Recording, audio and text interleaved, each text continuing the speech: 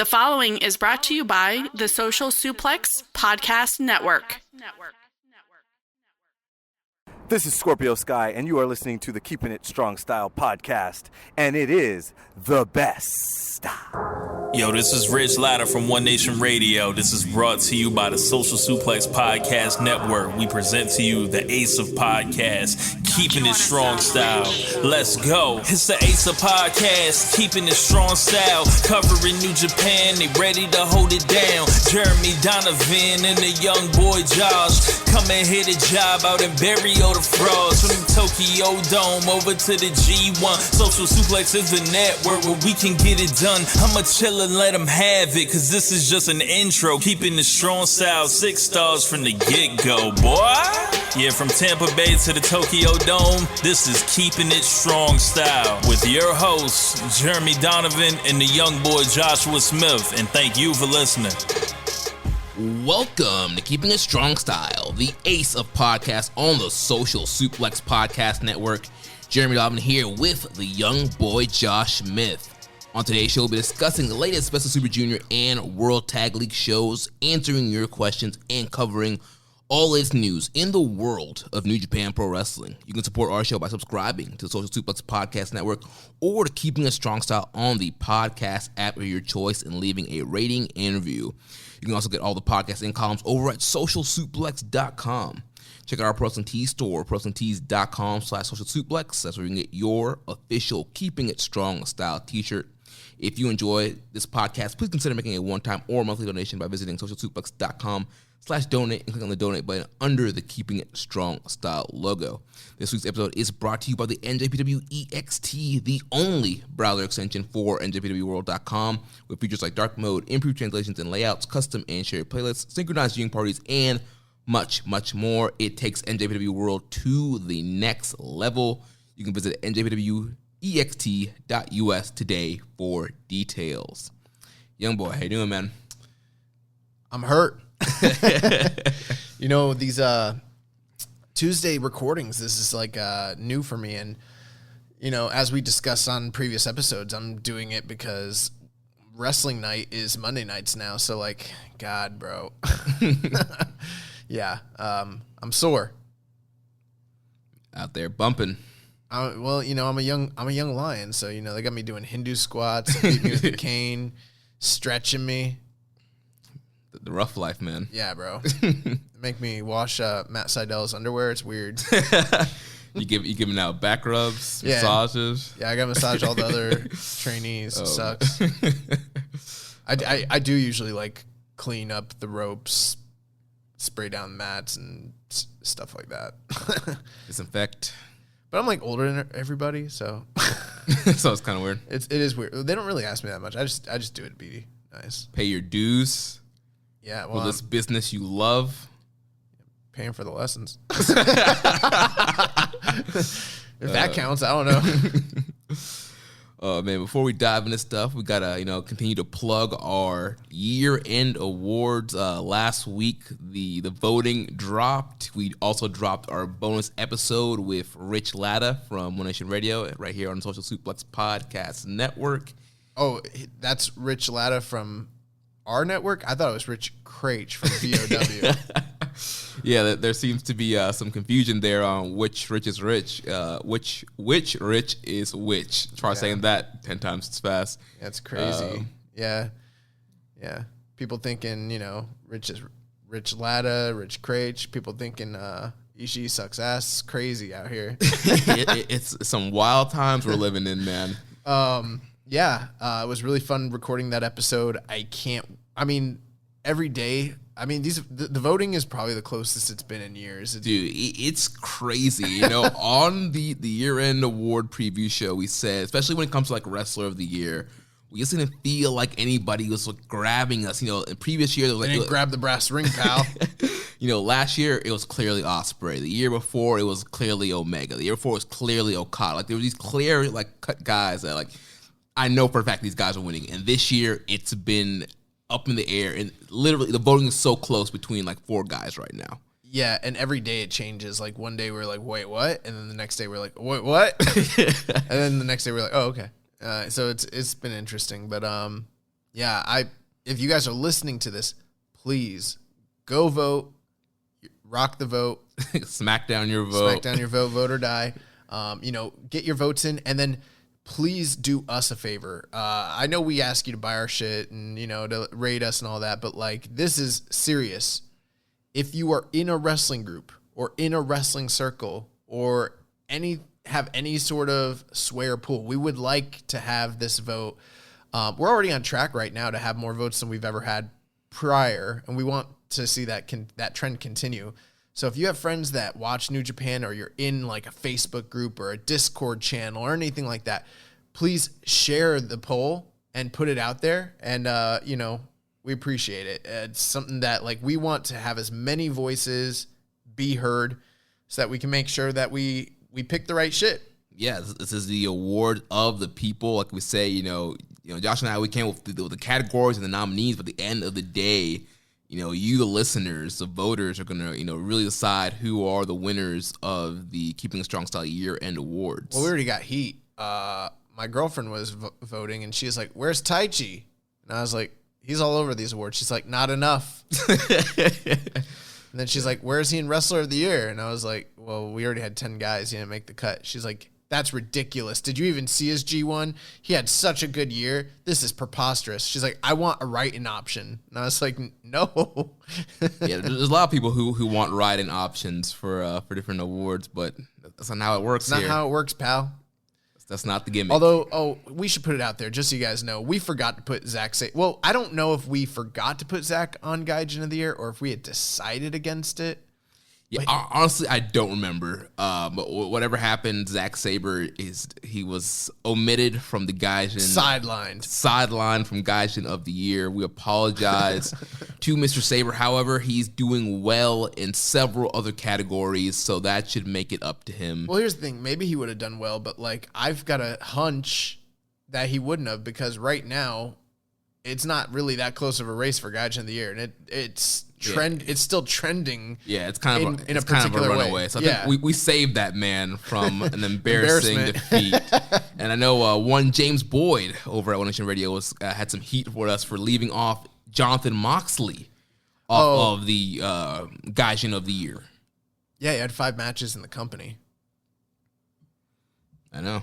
That's the deal. He had 5 matches in the company. It's not enough to be Gaijin of the Year. We had him on the list the last year when he, was in the G1 and, worked some other dates and things like that. And that was like a little questionable. I mean, not really, but like that was like, it's not really. Is he here? I don't know. But, this year he would have probably been Gaijin of the Year candidate had he been able to come over, but COVID, yeah. And Tony Khan. Tony Khan closed that. You see that today? He closed the door. We're gonna cover that in the news section. But no Mox at Wrestle Kingdom. One other thing, moving on to another subject. So I hate to make it all about my wrestling, but this weekend, Sunday night, the Revolution will not be televised. I have my first ever. It's not a professional debut because it won't count on my cage match. It's unsanctioned. It's unsanctioned. Well, it is sanctioned, but it's privately sanctioned underground. It's like Fight Club, basically, you know. But the Sai Dojo is having a little, soft.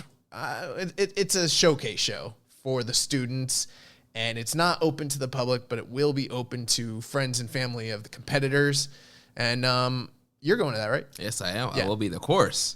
Well, I'm just asking. I cannot miss the first the semi debut of the young boy. I feel like it's basically like a dance recital, like a music recital, like for like little kids. That's kind of like what it feels like for me. Except I'm gonna beat somebody's ass.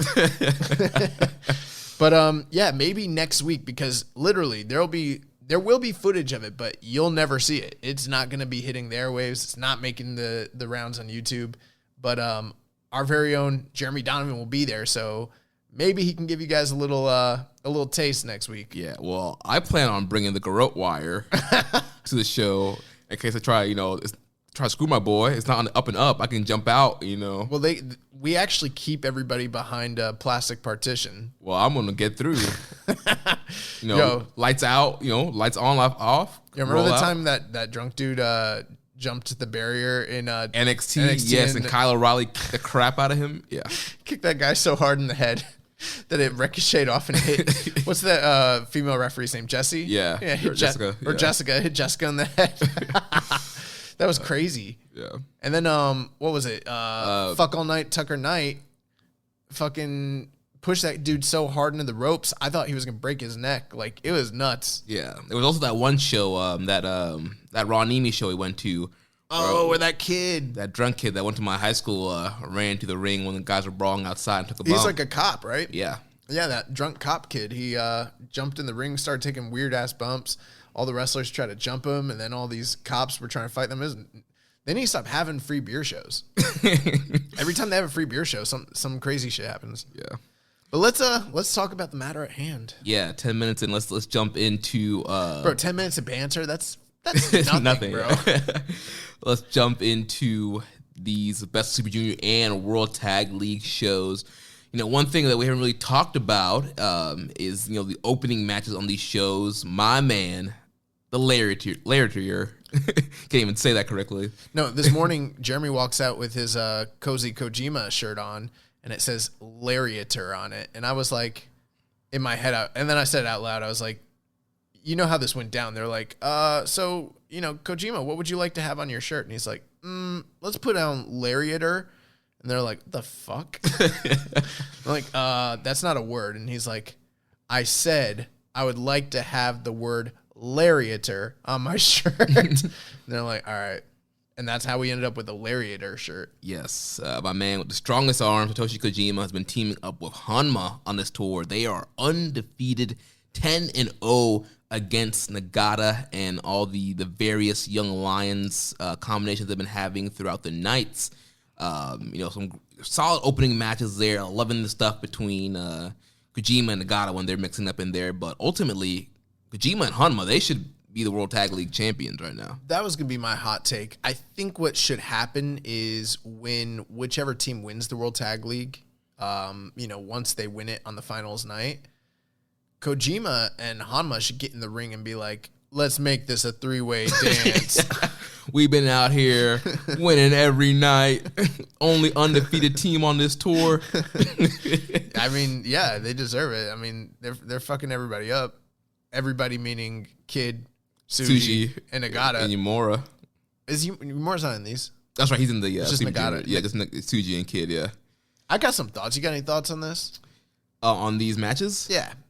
They've been solid opening matches. You know, I'm a big Kojima fan, so it's always great watching this man, you know, lariat these young lions' heads off. And yeah, they're good little openers. The work's been good. One thing I noticed was during the backstage comments, Nagata keeps mentioning, like, why do I keep letting the young lions be the last ones in the ring? And he's like, because I want them to be the one to win. He was like, I could beat Kojima or Hama any day of the week. He's trying to give the shine. But I'm trying to give the shine to the young pups, you know? Trying to put them over. Trying to put them over. He's like, and they're close, but they're not quite there, you know? And then Kojima and Hanma are like coming out every night and putting them over too. But like there's kind of a running story where Hanma wants to win, but his Kokeshi never works in these matches. So he's like, by the end of the tour, I'll have to have beat one of them, because he's talking about how, like, in the pecking order, he's so low now and they're so good that he's like, they're like my competition. They might be passing me. So I need to be the one that beats them at least one of the nights. And so far, it's just been all Kojima. Yeah, my man just busting out that lariat. Have you noticed that they haven't looked good? They're not taking the lariat very good in a lot of these matches. Tsuji is. Tsuji's taking them in. Tsuji's like doing like flip bumps off the lariat. Yeah, you're right. Tsuji's taking them good, but Gabe Kidd's like not even getting hit. He's like avoiding the impact. Man scared. Yeah. He sees the strongest arm coming at him. I would be scared too. Yeah, so it's just funny. And then, you know, and Tsuji was talking about how, like, his goal is to be in the opening match of Wrestle Kingdom, whatever that's going to be. And he's like, but it's not looking too good right now. Man could be in a Rambo. Yeah, you know, and I've also thought, I thought Hanma's looked okay in these matches. Like, a lot of the kind of, like, apprehensions I had last couple years after his return, it's not really there as much. He looks to be in better physical condition, at least this year. Yeah, I mean, he seems fine. To me, he still feels like he's moving a little bit slow motion. Like he's, no doubt. Yeah, he's like hitting the spots like perfectly, but it's like super slow. Right, but remember before, like he couldn't even use his arm. Yeah. So it was dangerous. That's what I'm kind of talking about. Yeah, I'm not saying he's like back to prime form. That's never going to happen, but you know, he looks competent, which is all I'm saying there. Yeah. We did have some questions from Kevin from DC on these guys here. So he says, this might be the smallest of small points to make about ring entrances, but when Tsuji and Nagata come out together on 11/28 for their match against Honma and Kojima, Nagata had definitely had the facial expression of, Tsuji, your young lion, you better sprint to the ring. Obviously, Tsuji has permission from the top brass to not do that, so I guess my question is, what do you think about the young lions being allowed to exhibit basic personality traits? Kitamura flexing his muscles and Master Wato growing out his hair when he was a young lion also comes to mind. I mean, the reality is all young lions eventually start showing personality traits as they go through the system, at least in modern times. I'm not saying for all of times, but like in the last... At least since we've been reviewing. Yeah, like the last 6 or 7 years, they all gain some modicum of like personality. They like add little wrinkles to their game, finishing moves. They all pretty much grow hair out.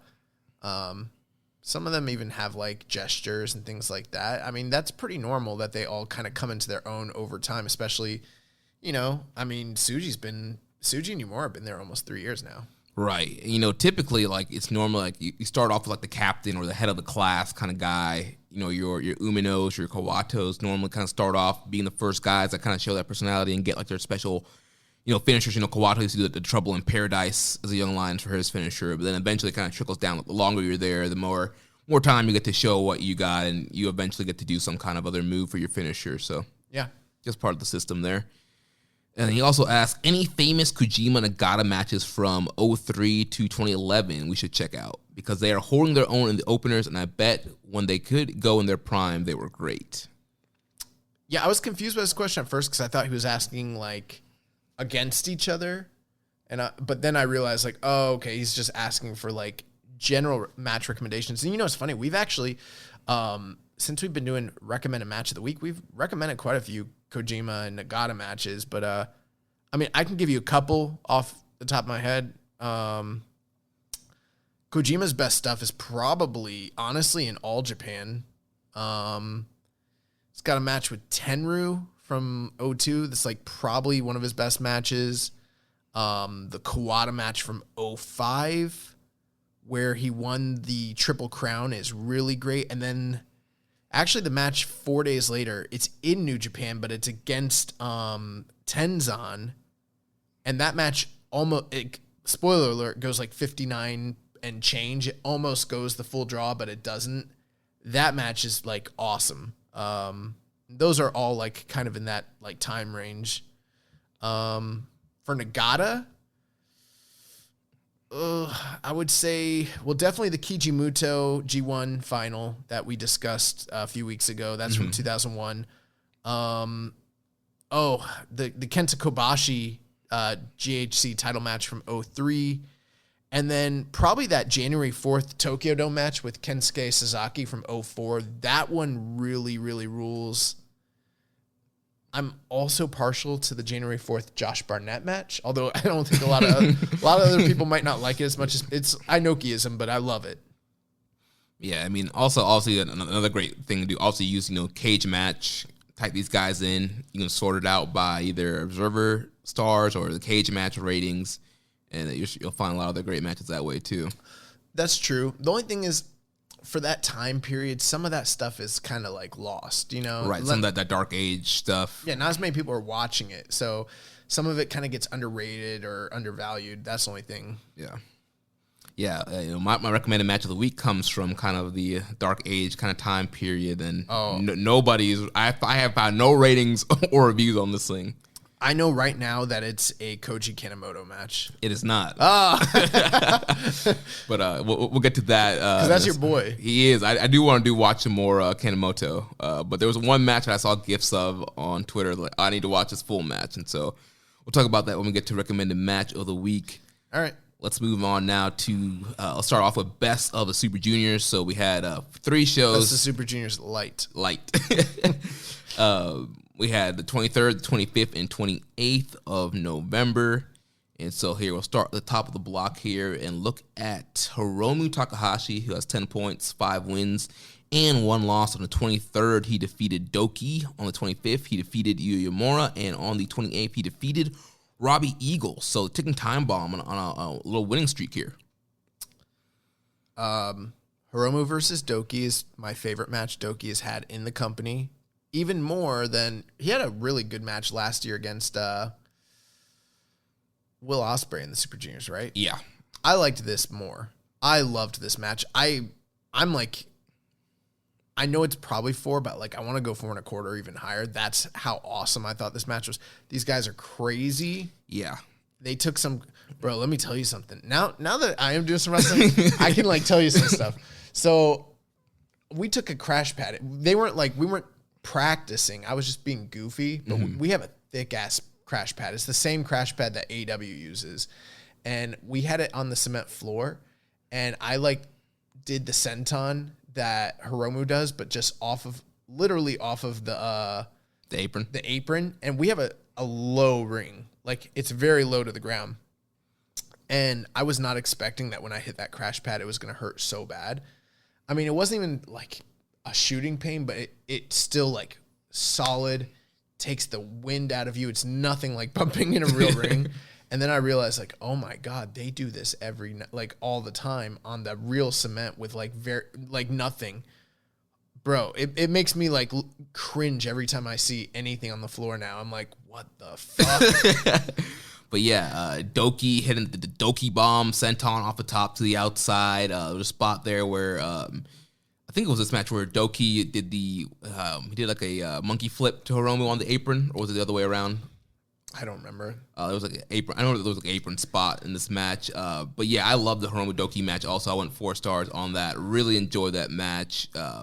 Hiromu and Yuya Uemura, really great. I thought it was Yuya Uemura's best match in the tournament so far, and his last 2 matches have been really great. So that tells you something. I mean, for a young lion, comparatively speaking. Mm-hmm. And then Hiromu and Robbie Eagles is probably the match of the tournament. And I mean, you look back to back to back, Hiromu has given all 3 of these guys their best matches of the tournament. And we kind of said similar thing last week about most of his opponents.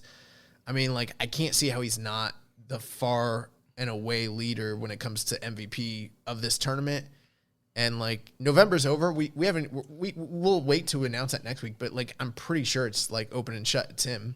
Yeah. And then, and I'm sure anyone in these matches could end up, it's probably going to be this Eagles match here, which I love that main event. I went 4.5 on it. It was just awesome. I'm 4.25 on it. 4.25? I'm 4.25 on it. I really liked it though, a lot. Yeah, I really enjoyed the match.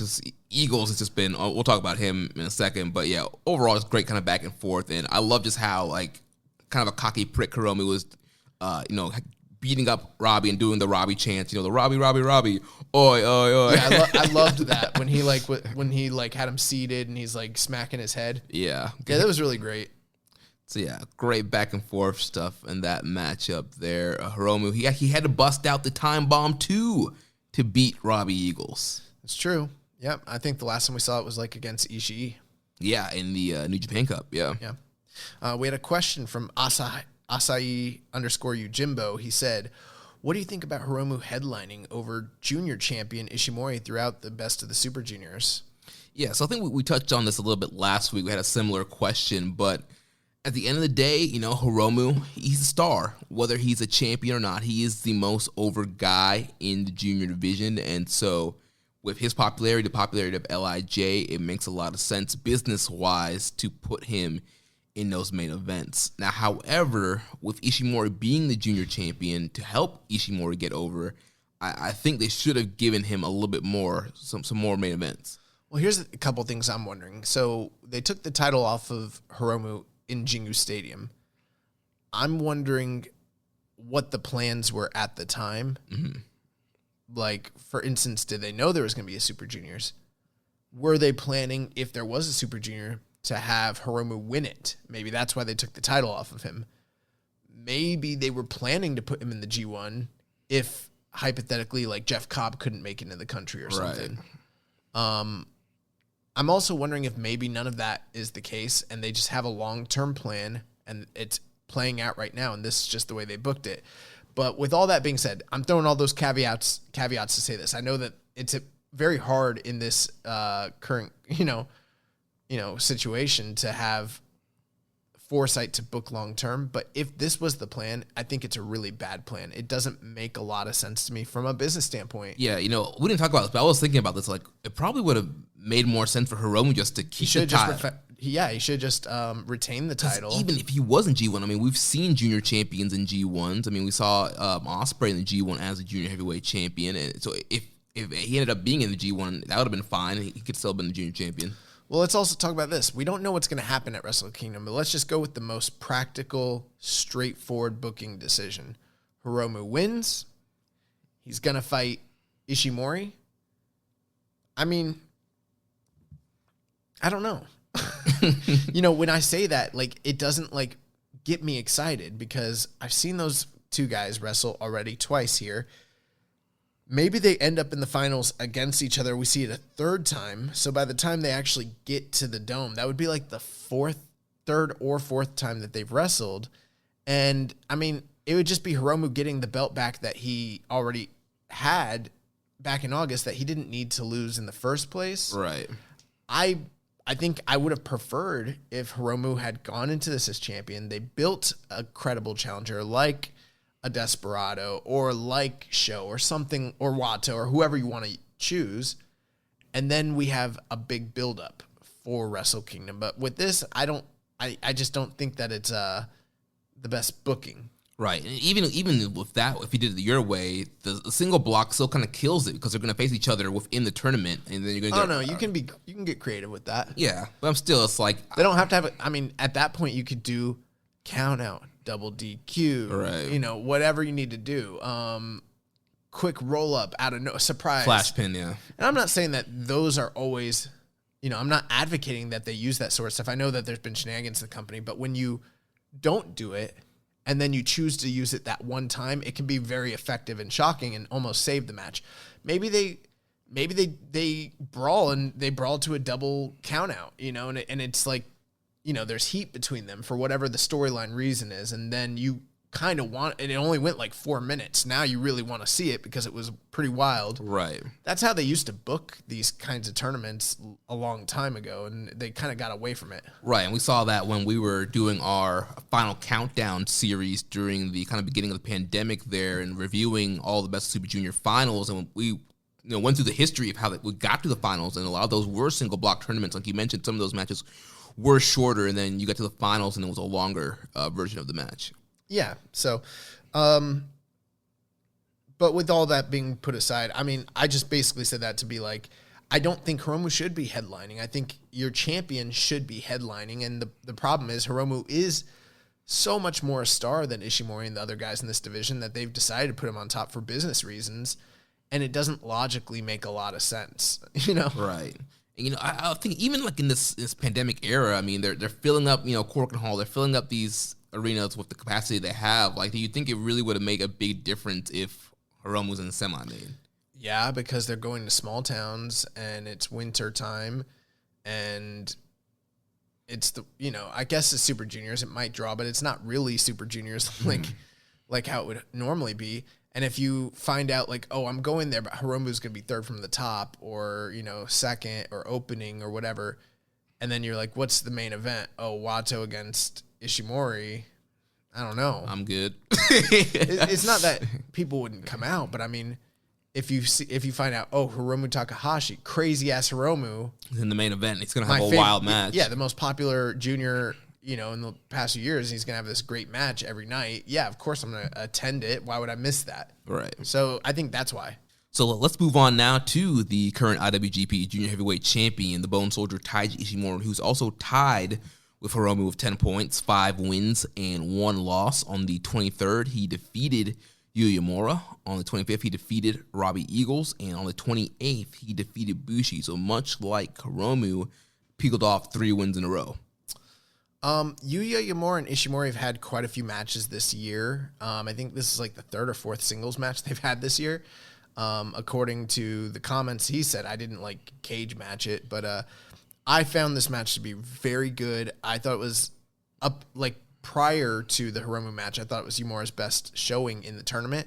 And I really loved like how fired up he was at the end and like kept slapping Ishimori and everything.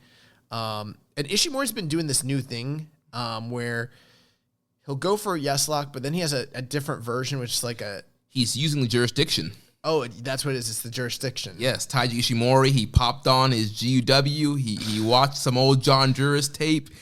But who did you get that from? I got it from Alex Shelley, the Border City stretch. Yeah, it's the Border It's also what Gargano uses, the Gargano escape. Right. Yeah, he's been putting that on, and then when the guy gets close, he'll roll with them and come up and do the Bloody Cross. Yeah. And that's like been his like kind of closing transition that he's been beating guys with. Well, some of these matches he has won with the jurisdiction / Border City stretch / Gargano escape, whatever you want to call it. Yeah. But that's what he did here, and I thought that was great. I thought him and Eagles was very good. I was kind of hoping for better, but it was still very good. It was probably like 3 3/4. Yeah, it was definitely probably the best match of this stretch here. And also, too, there was some interesting. Also, we didn't have the English commentary, but there was. I did. Well, yeah, you probably watched it. I watched it in Japanese, so I didn't have there's some callbacks here because obviously these guys used to be former tag team partners when Robbie Eagles was still in Bullet Club. They were the junior tag team at the time, so kind of some history there between these two guys. Yeah, a lot of really great coverage by Gino Gambino, being from Australia, hating Robbie Eagles, being a quote-unquote member of the Bullet Club. He is a member of the Bullet Club. I guess. But he didn't get a tracksuit, bro. But that match ruled, and then Ishimori beat Bushi. I mean, it was fine. It was there. Ishimori's having a really good tournament, but like you said, he's not really headlining too often. I think the match with Eagles, was that a main event? If not, it was a semi. I think it was a semi, man. Either way, I mean, he's still just, he's at 10 points, 5-1. He's only got they've only got 3 more, 2 more? Yeah, they have 3 more matches left. Yeah, because there's 9 guys. There's 10 guys, so each of them wrestle 9 times. So that's right. Okay, so they got 3 to go, and I mean, if he wins another 1 or 2, it's probably a wrap. Yeah, him and Hiromu, since they both already kind of face each other. I mean, there's a high likelihood that like you mentioned, that could be the finals again, and have that matchup to build to some dome match. It doesn't sound that exciting, but when you think about it, it's like, well, they opened with it. They might close with it. They've done that before. The only thing is, like, Hiromu would need to win again. Which would be weird. It would be weird, because then he'd have beaten him twice in a row, and then he'd have to beat him again in the dome, so that'd be like, unless he lost the dome. I guess. Like, yeah. I mean, they could do that. I was kind of thinking that they were going to do, like, a tag team thing because the whole Despy situation with Hiromu, and now it seems like they're going more possibly towards Wato and Taguchi against. Well, Kanemaru is hurt, so I don't even know what's happening with the tag. Right, I don't either, but they're like still in the backstage talking about it, and they're setting up the match regardless. Yeah. So I don't know. It is interesting. We don't have much to say about Taiji Ishimori. Like, really, what we have to say is, like, he's been good. He's winning matches. He might win this thing. He's probably not because he's the champion. That's about it. Yeah. Well, let's move on then to Sho, who's at 8 points, 4 wins, and 2 losses. Sho for me right now is a mixed bag, in the sense that, like, he's performing to a really high degree, but they're still like, they're not letting him be the kind of junior star that I think he could be in this division. Right. Like, I feel like when he's wrestling, like we talked about this last week, when he's wrestling guys like Shingo, when he's wrestling like, some of the heavyweight guys, I feel like he gets more of a chance to kind of shine. And then when he's in the junior division, for some reason, like, there seems to be just something, he's just not kicking it to the next gear for some reason.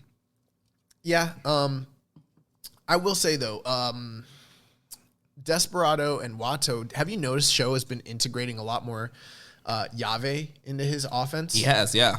So that's been cool. And then he's been kind of working almost like a more like integrating some of his luchador roots. You know, him and Yo spent quite a bit of time in CMLL, and we Fujin haven't. and Raijin.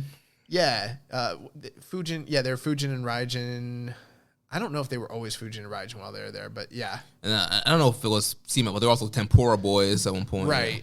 But I think he's starting to kind of like embrace some of that and kind of integrate it into his game, which is cool. And these two different competitors, Desperado and Watto, both spent quite a bit of time in Mexico too. So I felt like they kind of meshed pretty well. Yeah, and let's run out his opponents real quick. So on the 23rd, he defeated Risuke Gucci. On the 25th, he lost to Desperado. And then on the 28th, he defeated Master Watto. Right. Okay. My bad. Yeah. I should have listed the matches. So he went 2-1 here. He's got 4 wins, 2 losses. He is still alive currently. But, yeah, I mean, I think he's wrestling really well. I mean, like, there's nothing more he could do. I just think that the company needs to put more behind him because I feel like he's ready to go right now, personally. Yeah, for some reason, yeah, it feels like they're kind of holding him back for whatever reason. I don't know. Yeah, I'm not sure what it is, to be honest. And, 8 points sounds great, but we've actually got 2 other guys with 8 points. So we're at a very parity-based, point in the tournament. I'm sure it's going to change in the next, few nights. But right now, most of these guys are still alive. Not all of them, but most of them. Yeah. Out of these series matches that Show had here, out to the Desperado match was my favorite out of these 3 matches. There's a lot of drama there with Despy working over his knee and Show trying to fight from underneath and fire up and work through the knee injury. But ultimately, he just couldn't, get past Despy and the Brock Lock there, and he was forced to submit.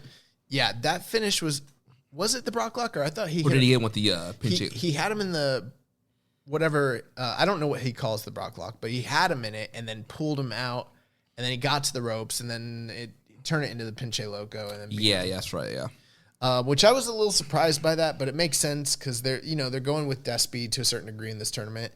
But Yeah, and Despy's, well, we'll talk about him in a second, but he's the one guy who has a victory over Hiromu.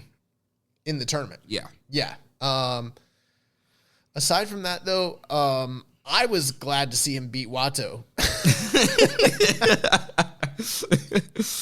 So there's that. Yeah, definitely. Show should not be losing to Master Watto. Yeah. I'm not counting Show out or anything. I still think, when we had Karen on the show, she really sold me on him quite a bit. And I was like, yeah, it makes sense. And I still think for a lot of reasons it could make sense. The problem is just, the Hiromu factor is the big issue here. Right. Yeah, and with 3 matches left, he could find a way. It just takes a couple losses for Ishimori or Hiromu for Show to kind of slip into a final spot there.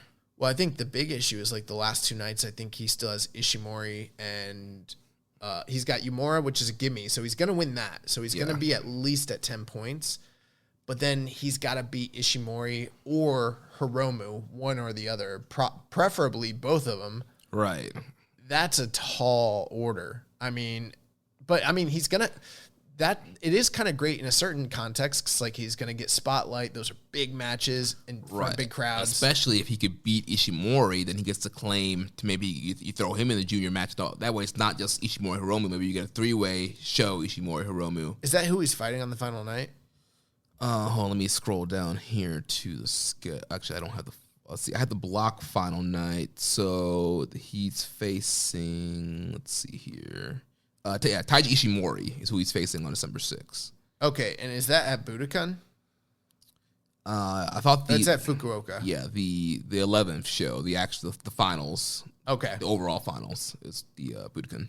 Okay, but he's in the main event against Ishimori or the semi? Well, the match card is going to be determined by the points. So right now it's just they just listed all the tag and junior matches because it's going to be a combined night. And depending on the point order, then we'll figure out what the actual. But I'm gonna guess that a junior match will main event. And honestly, looking at the card, Ishimori's show doesn't make the most sense to main event with, as far as a match quality and star power, I would say. Yeah, I think that's possible. He could also wind up kind of just playing spoiler at the end here. He eats the loss against Hiromu. and that maybe eliminates him based on mathematics at that point, and then you would be looking at him as basically a spoiler from that point on against Ishimori, which is a possibility. But those are two big matches for him, and they're two of the matches I'm looking most forward to in the tournament. So I'm excited for him, and that same thing I've been saying is like I think he's ready. Yeah, I mean, if you're a Show fan, like, you know, Hope's still alive. Hope's still alive, Karen. You know, it's your boy Show. there's a chance there, and there's a good chance that he could get in. And I think, especially with Yo being injured, this would be a great year to get him in a junior title match at the Dome. I think that's another reason why they might be holding him back is, you know, because they still have plans for him and Yo. Maybe that's the deal. Yeah. So we'll see. But let's move on to the guy that he defeated on the 28th. Way to the Grandmaster, Master Wato, who also has 8 points, 4 wins, and 2 losses. On the 23rd, he defeated El Esperado. On the 25th, he defeated Doki. And then, like we mentioned, on the 28th, he lost to Show. So Wato picking up 2 wins here. Very surprising win here on the 23rd against Despy. It is, but like we mentioned, it's a very parity-based tournament so far. They've given almost everybody in the tournament some sort of surprise victory. So not too shocking or surprising, I would say. But, yeah, I mean, it was a big deal because it's Wato's first actual, like, main event. Right. So that was kind of a big deal. And he's at this point beaten Doki, and he's beaten Desperado.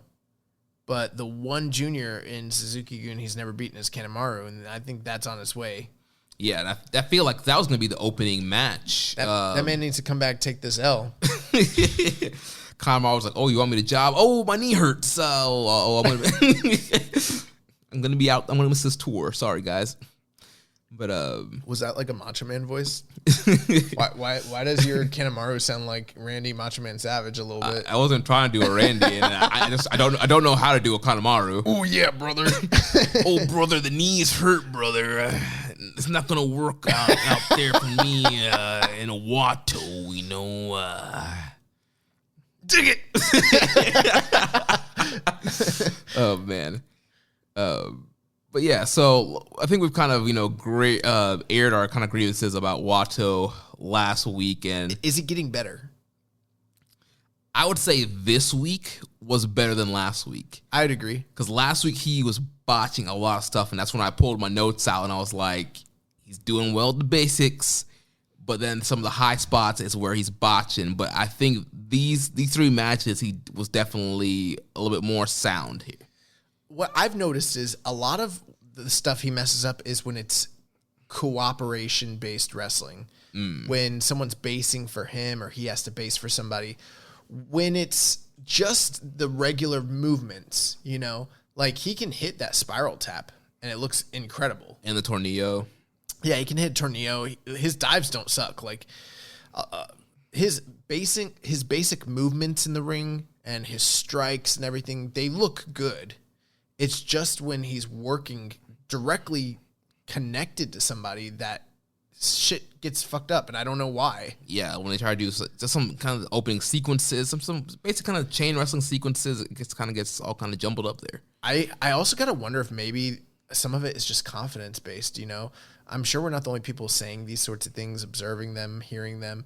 I mean, I don't know. I don't understand Japanese, but like, can you imagine if like you're supposed to come back, people think it's a joke, they're talking shit, you're a young guy. Yeah. That might like rock your confidence. I remember like hearing about like, you hear about these old wrestlers like Ric Flair when he came back to WWE and his like confidence was shot and people are like, you're Ric Flair, Right. Like I want to shake up this kid and be like, you're Wato. You're Kawato, man. Yeah. You were Raw. Hey, I know when we interviewed Rocky and Matt, they didn't mention like you come back to the back and like Gato will mention some things to you if there's something he wants more of or stuff like that. And so yeah, maybe it's a situation like that. He's coming back every night and Gato's like, yeah, I need more of this, or like you're messing up, like whatever, and maybe let's get into him. Every time like I do something that I'm not supposed to do, Matt's always like, I'm gonna tell Tiger. As if I'm ever gonna wrestle in New Japan. Hey, never say never. But one thing we got to touch on, Watto. So he gets the mic after he beats Desperado, and he's like, I finally did it. I won my first main event. You hear like some light clapping, and then he was like, I will make my way to being the Grand Master. Silence, bro. Total and fucking utter silence. Did you catch that? So I caught that. I didn't know what he was saying. I didn't watch the translations, but like I watched his promo and noticed that there wasn't much reaction at all. Bro, he was like saying, I'm going all the way. I'm going to be the Grand Master. Because I watched it in the English. Right. And it was so bad. After he said, I'll be the Grand Master, instead of waiting for the claps, they just cut the feed and went straight to the back because they didn't want to show that, like, oh, these people did not react to him at all. And then the reason I'm talking about like his confidence is like his promos in the back they're nothing, bro. Have you been watching him? No, I tried catching up on some of the backstage promos today, but I did not see any of his. Bro, he doesn't say it. He like comes back. He's like, oh man, it's a really hard match. My shoulder. And he doesn't say anything. And then like Tenzan walks up and he's like, oh yeah. And then Tenzan takes over. I've actually seen some of Tenzan. So I feel like I've seen more Tenzan talking than Watto. Tenzan's doing all the talking. He's like, yeah, Watto, he's getting there. 4 wins. 27th, Super Juniors. This might be his year. He's going all the way. He's beating everybody. Like he's basically playing like a 1980s WWF manager role for like, Brackus or some guy like that who can't talk, the Warlord or something. I don't know. Like, but instead it's Watto. And like, those promos should just be like, those promos aren't even real promos. They're just like, oh man, Desperado, he thought he could cheat me, but I was too smart for him. That's all they're saying. Like, what the fuck? He doesn't even cut promos in the back. I mean, Tsuji and Yamura and those guys are cutting better promos. I mean, just by the fact that they're cutting them, yes. It's so weird. I don't know what's going on. That's why I'm like, I can't imagine that this is part of his quote-unquote character. It feels real. Like, I don't know. Yeah. So, yeah. We'll keep our eyes on Watto. 8 points. Master Watto. And on the preview show, you said Watto was your pick to win. So maybe, did I? I don't know if you were joking or serious, but you went with Watto. Bro, I don't remember that shit. Honestly, for these 2 tournaments, I'm pretty sold on God. But like, I'm not really sold on anyone in particular. I think I've kind of just been in the back of my head. I've kind of been going show while knowing it was most likely going to be Hiromu.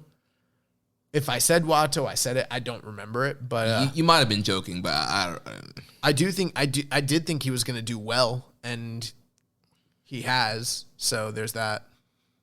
Yeah. So yeah, just like Show, he also has a fighting chance here, and another guy that's also up there with them with 8 points is El Desperado with 4 wins and 2 losses. So like we mentioned, on the 23rd, he lost to Master Watto in that big upset there. And then on the 25th, he defeated Sho. And on the 28th, he defeated his Suzuki-gun stablemate, Doki.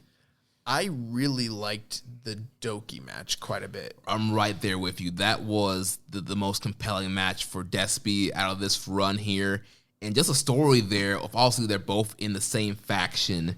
And Doki at this point in the tournament, like also he was already out, but he's just trying to earn respect here and show that he's no punk. And stepping up Desperado, pulling up the pipe and just kind of showing like, hey, just because we're in the faction you're ahead of me doesn't mean I'm going to back down. And he was bringing the fight to Despy. There was a match in Just Tap Out earlier this year, where it was.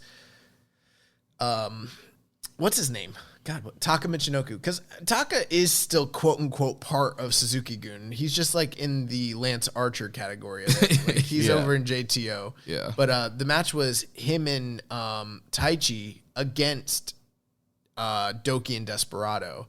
And they told a story of Doki trying to get respect from Taichi within the faction. That like he didn't respect him.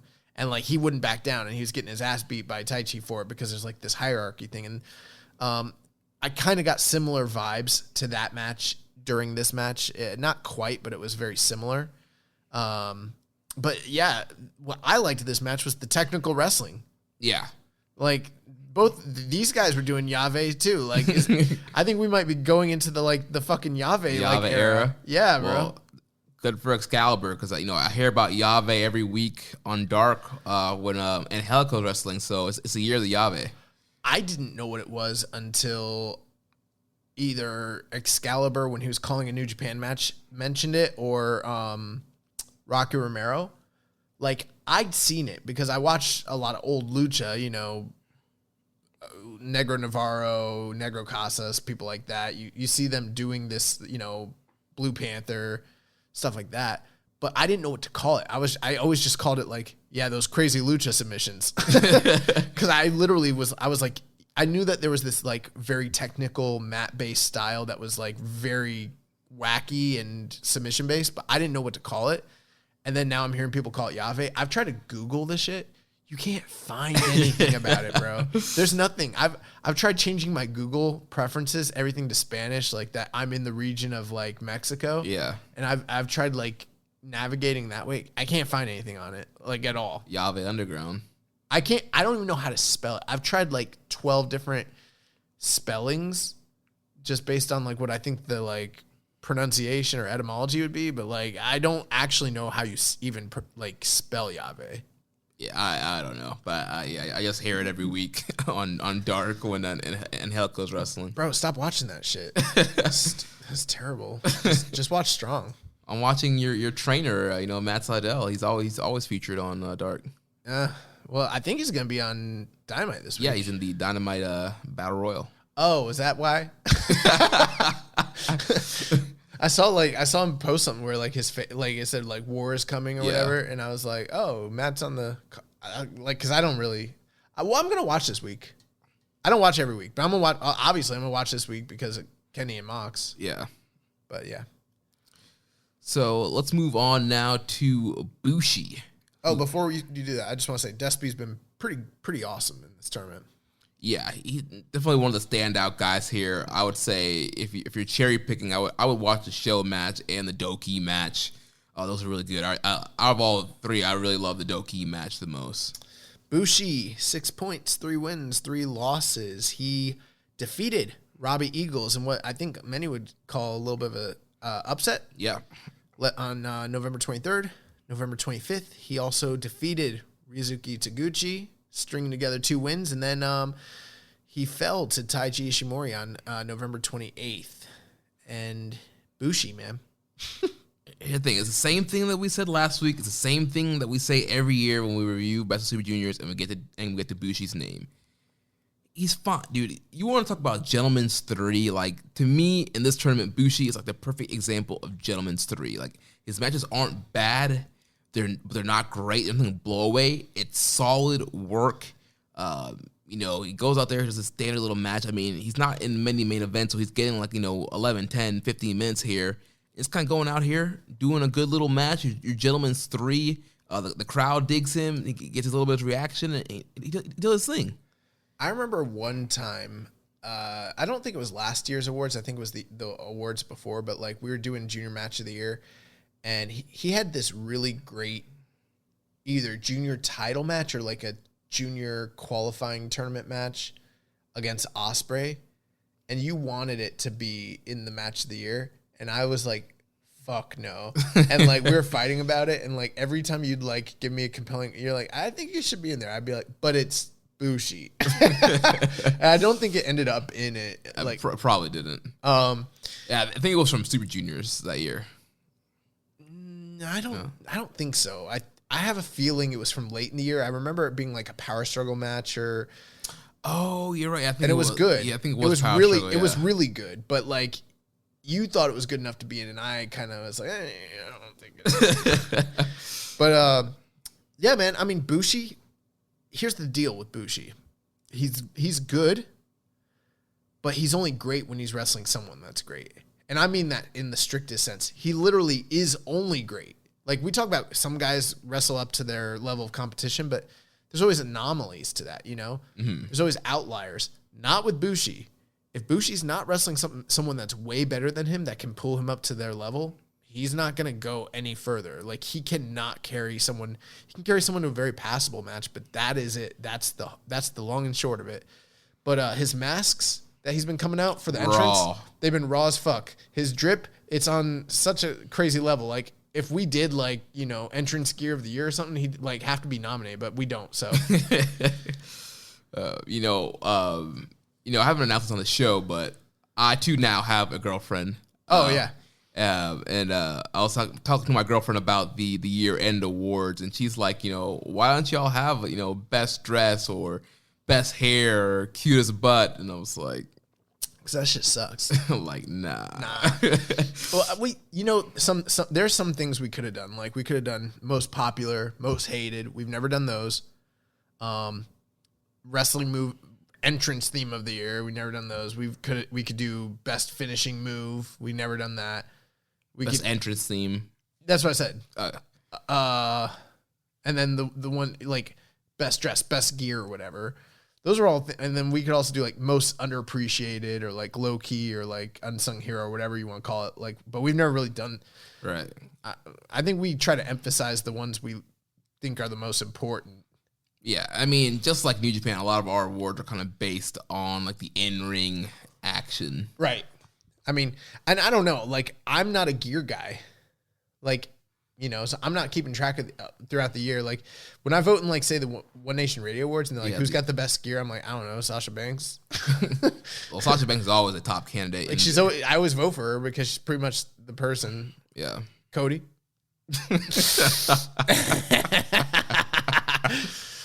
Oh man. What's up, Rich?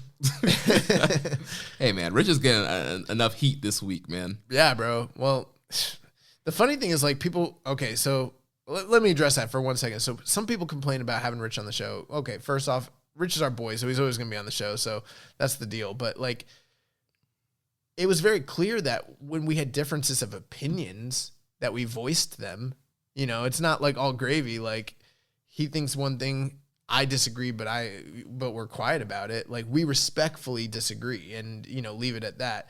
I think it's boring audio to just always have the same people just saying the same shit and just like circle jerking each other. Like that's stupid. Yeah. So, I mean, if you hear someone on here that like doesn't see things your way, that's fine. I don't like to live in a bubble like other people, bro. Like I don't. I'm fine with people disagreeing with me and they can be wrong and I can argue with them.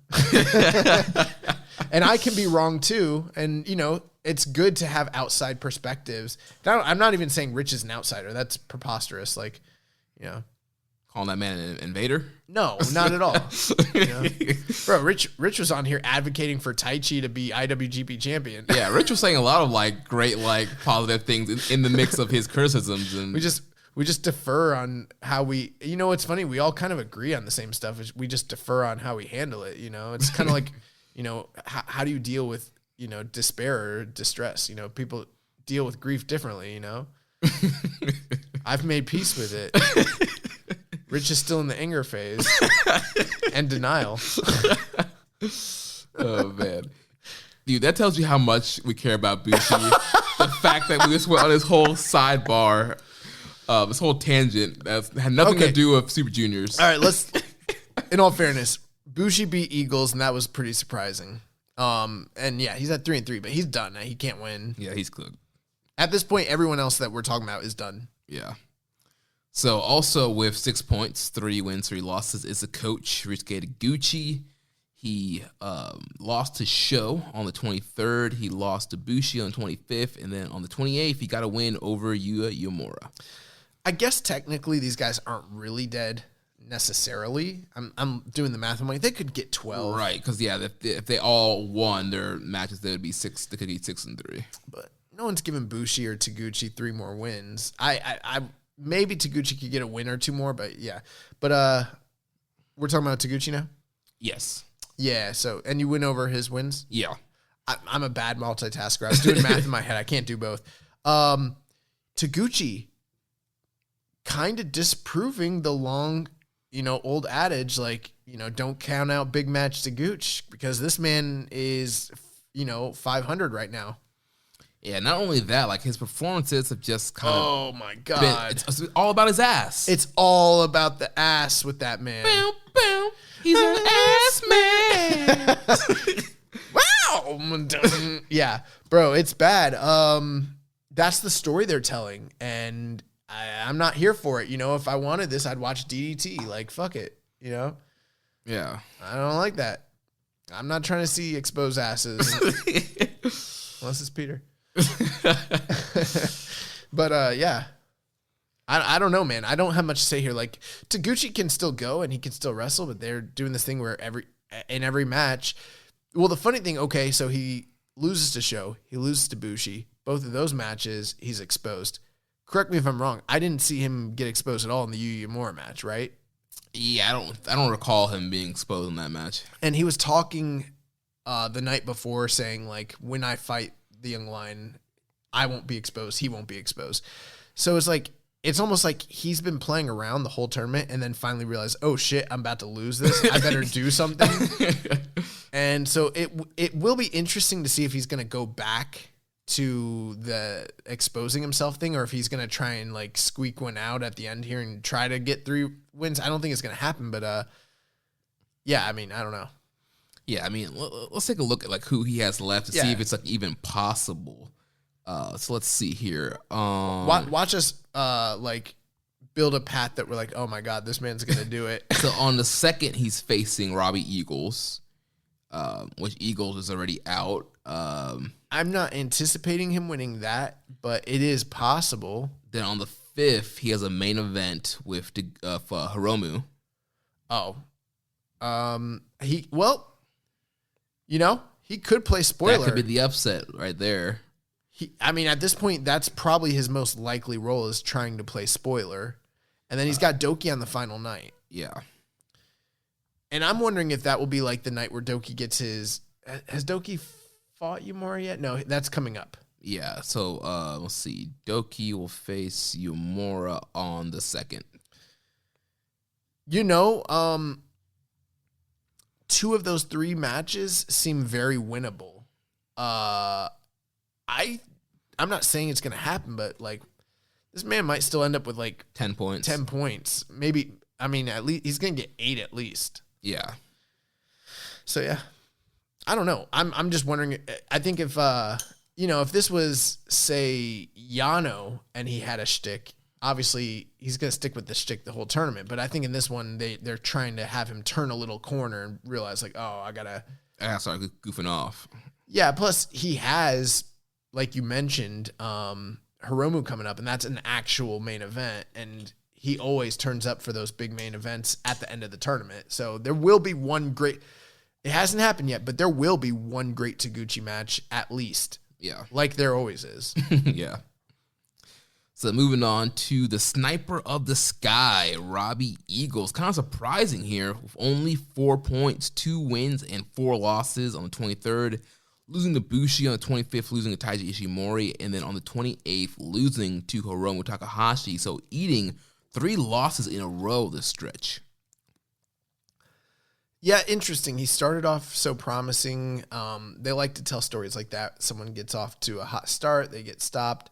I didn't think it would be Eagles necessarily, but I mean, he hasn't been there all year. And you look at the guys that they're pushing in this tournament, Despy, Wato, Sho. Those are kind of guys that they need to like be investing in. And I think Eagles is a guy that they can always heat up at any point whenever they need to. Like he's already got built-in goodwill based on just how good he is. Right. So yeah, it's still kind of interesting that because he's out. That he's out already, and he's one of the guys that everybody's kind of looking forward to in the tournament. Also, he's been one of the guys that's been having some of the best matches throughout the tournament.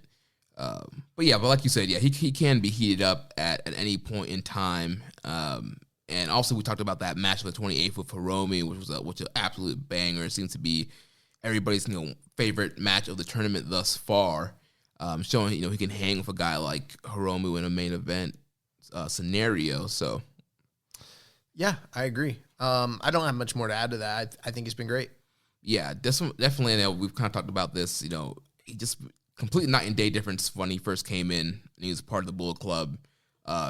He's so much better as a babyface, and I'm glad they did that switch. And yeah, I've been digging Robbie Eagles ever since then. AEW News 1 asked us, do you think Robbie Eagles has had any 5-star matches? I think he killed it and deserves it for his performances with Sho and Hiromu. Well, neither of those matches I gave 5 stars to.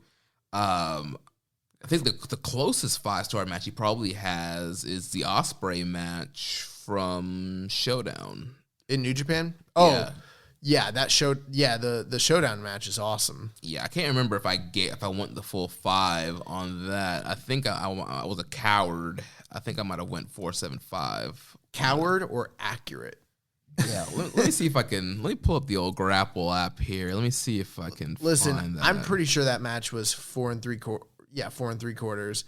But regardless, I mean, that was a match that was so freaking awesome when it happened, and we were just like, yeah, no one is going to see this because it was on those Australia shows. Yeah, what was that? What was that show called again? Southern Showdown in Melbourne. Dave gave it 4 3/4. It's got 8.89 on Cage Match. It's his highest rated match on Cage Match. So, oh, I actually went 4.5. Oh, you're wrong. And it's 4.48 rating on Grapple. Okay, well, yeah, I've never seen Robbie Eagles in a 5-star match personally. Yeah, so great performer. I'm sure he can have a 5-star match in the right stage with the right opponent. But just he hasn't quite hit that level yet. Let's go on to Doki. 0 points, 6 losses, and he's eliminated. He lost to Hiromu Takahashi November 23rd. Then he was defeated by Master Wato November 25th, and then El Desperado November 28th. Dude, Doki has been freaking awesome in this tournament, just having great performances every time he's out there. And I feel like we mentioned earlier, his whole story arc in this tournament, not just with Desperado, but the whole tournament has been him earning respect. And after every loss, you know, he gets his pipe and he struggles to the back, and the crowd are clapping, and he's kind of getting these, like, you know, approval from the crowd, and the crowd's like digging him and getting into the match, and he's been doing great. Like you mentioned, the Doki bomb, the senton bomb off the top to the floor. You know, the moonlight, or I keep calling it moonlight, the daybreak DDT is great. You know, trying to get his suplex de Luna. He has a lot of great spots. A lot of that. I don't know what he calls it, but that's a mission where he has kind of like crossed their. It's interesting legs. because realistically, what it looks like a double arm bar. Like if you think about it, he's got the arms stretched out, and realistically, they're selling it like he's choking them. Yeah, but it's not really a choke. It would be really hard to get enough leverage from the ground to pull someone in to push out to like choke them. You would need something on the back of their head to pull them down, like a go-go plata essentially. But it is a shoot double arm bar because he's got the arms there over his thighs. And if he thrust his thighs out and pulled the arms down, he could break their arm from that position. I've seen it, not someone get their arms broken, but I've seen someone pull that specific move off in actual MMA. There's a Pride fight. I think one of the Gracies did it, which is pretty crazy. But yeah, that's a legit move. But it's weird. I thought, like, when I saw it, I was like, oh, it's got a double arm bar. And they're like, oh, he's choking him. And I was like, what? Okay, pro wrestling. but yeah, Doki's been awesome in this tournament. Just continues to improve and get better. And after this year, like, I feel like he's earned his spot. Like, this man does not need to be a replacement anymore. Like, this man should be a guy that's locked and loaded for these tournaments. I liked one of the things I heard Kevin Kelly say while he's calling this match. He's like, he wrestles every night like, if I don't do this to my body, they might fire me. Yeah, he's I'm not going back all-star. I'm not going back. come hell or high water. He is not going back to them grimy Mexican indies. Yeah, when he's wrestling Despy, they're talking about the English commentary is like, these guys wrestled on a hill where there was a decline, so you had to adjust because when you got whipped one way, you ran way faster, and then when you got whipped the other way, you're going uphill. And I was like, what the fuck? You know, like, they wrestled, like, he said that they wrestled in like dirty, like, just on the ground, like in a dirt filled like barn where like chickens were fighting and shit. And I was like, this is crazy. Yeah, I was like, this man does not want to go back. This man's not about that life. He's like, I'm in the big leagues now. I know it was total kind of a fluke thing. Some injuries got me here, but I'm here and I ain't going back. Listen, Doki, one of my lead candidates I'm pretty sure I voted for him at some point, but one of the leaders for most improved of the year for 2020. At the rate he's going, he's gonna like be a nominee or even the candidate to win in 2021. Yeah. Even though he got nominated, like the way we do the most improved is like most improved from before, you know? Right. So like hypothetically, it doesn't matter that he's like a top nominee this year. And even if he won, the rate that they're pushing him and the rate that the opportunities they're giving him and the way he's maximizing them, I could see him like literally being a candidate or even winning next year. Yeah, and one interesting thing with the Desperado match that we didn't talk about when we were talking about Despy, after the match, there was kind of a look of Despy, almost like a look of approval. He held like the junior tag title. Like respect. He held the junior tag title up to him, which makes me think, like, last week we kind of joked about, Freebird rules and Despy teaming with Doki. I wonder if that was kind of a tease if Kanemaru's not ready. I'm about it. That Despy and Doki will be a team. I'm about it. Raising Falcons asks, Doki has impressed me so much this tournament that if he only gets 2 points, I will be incredibly sad.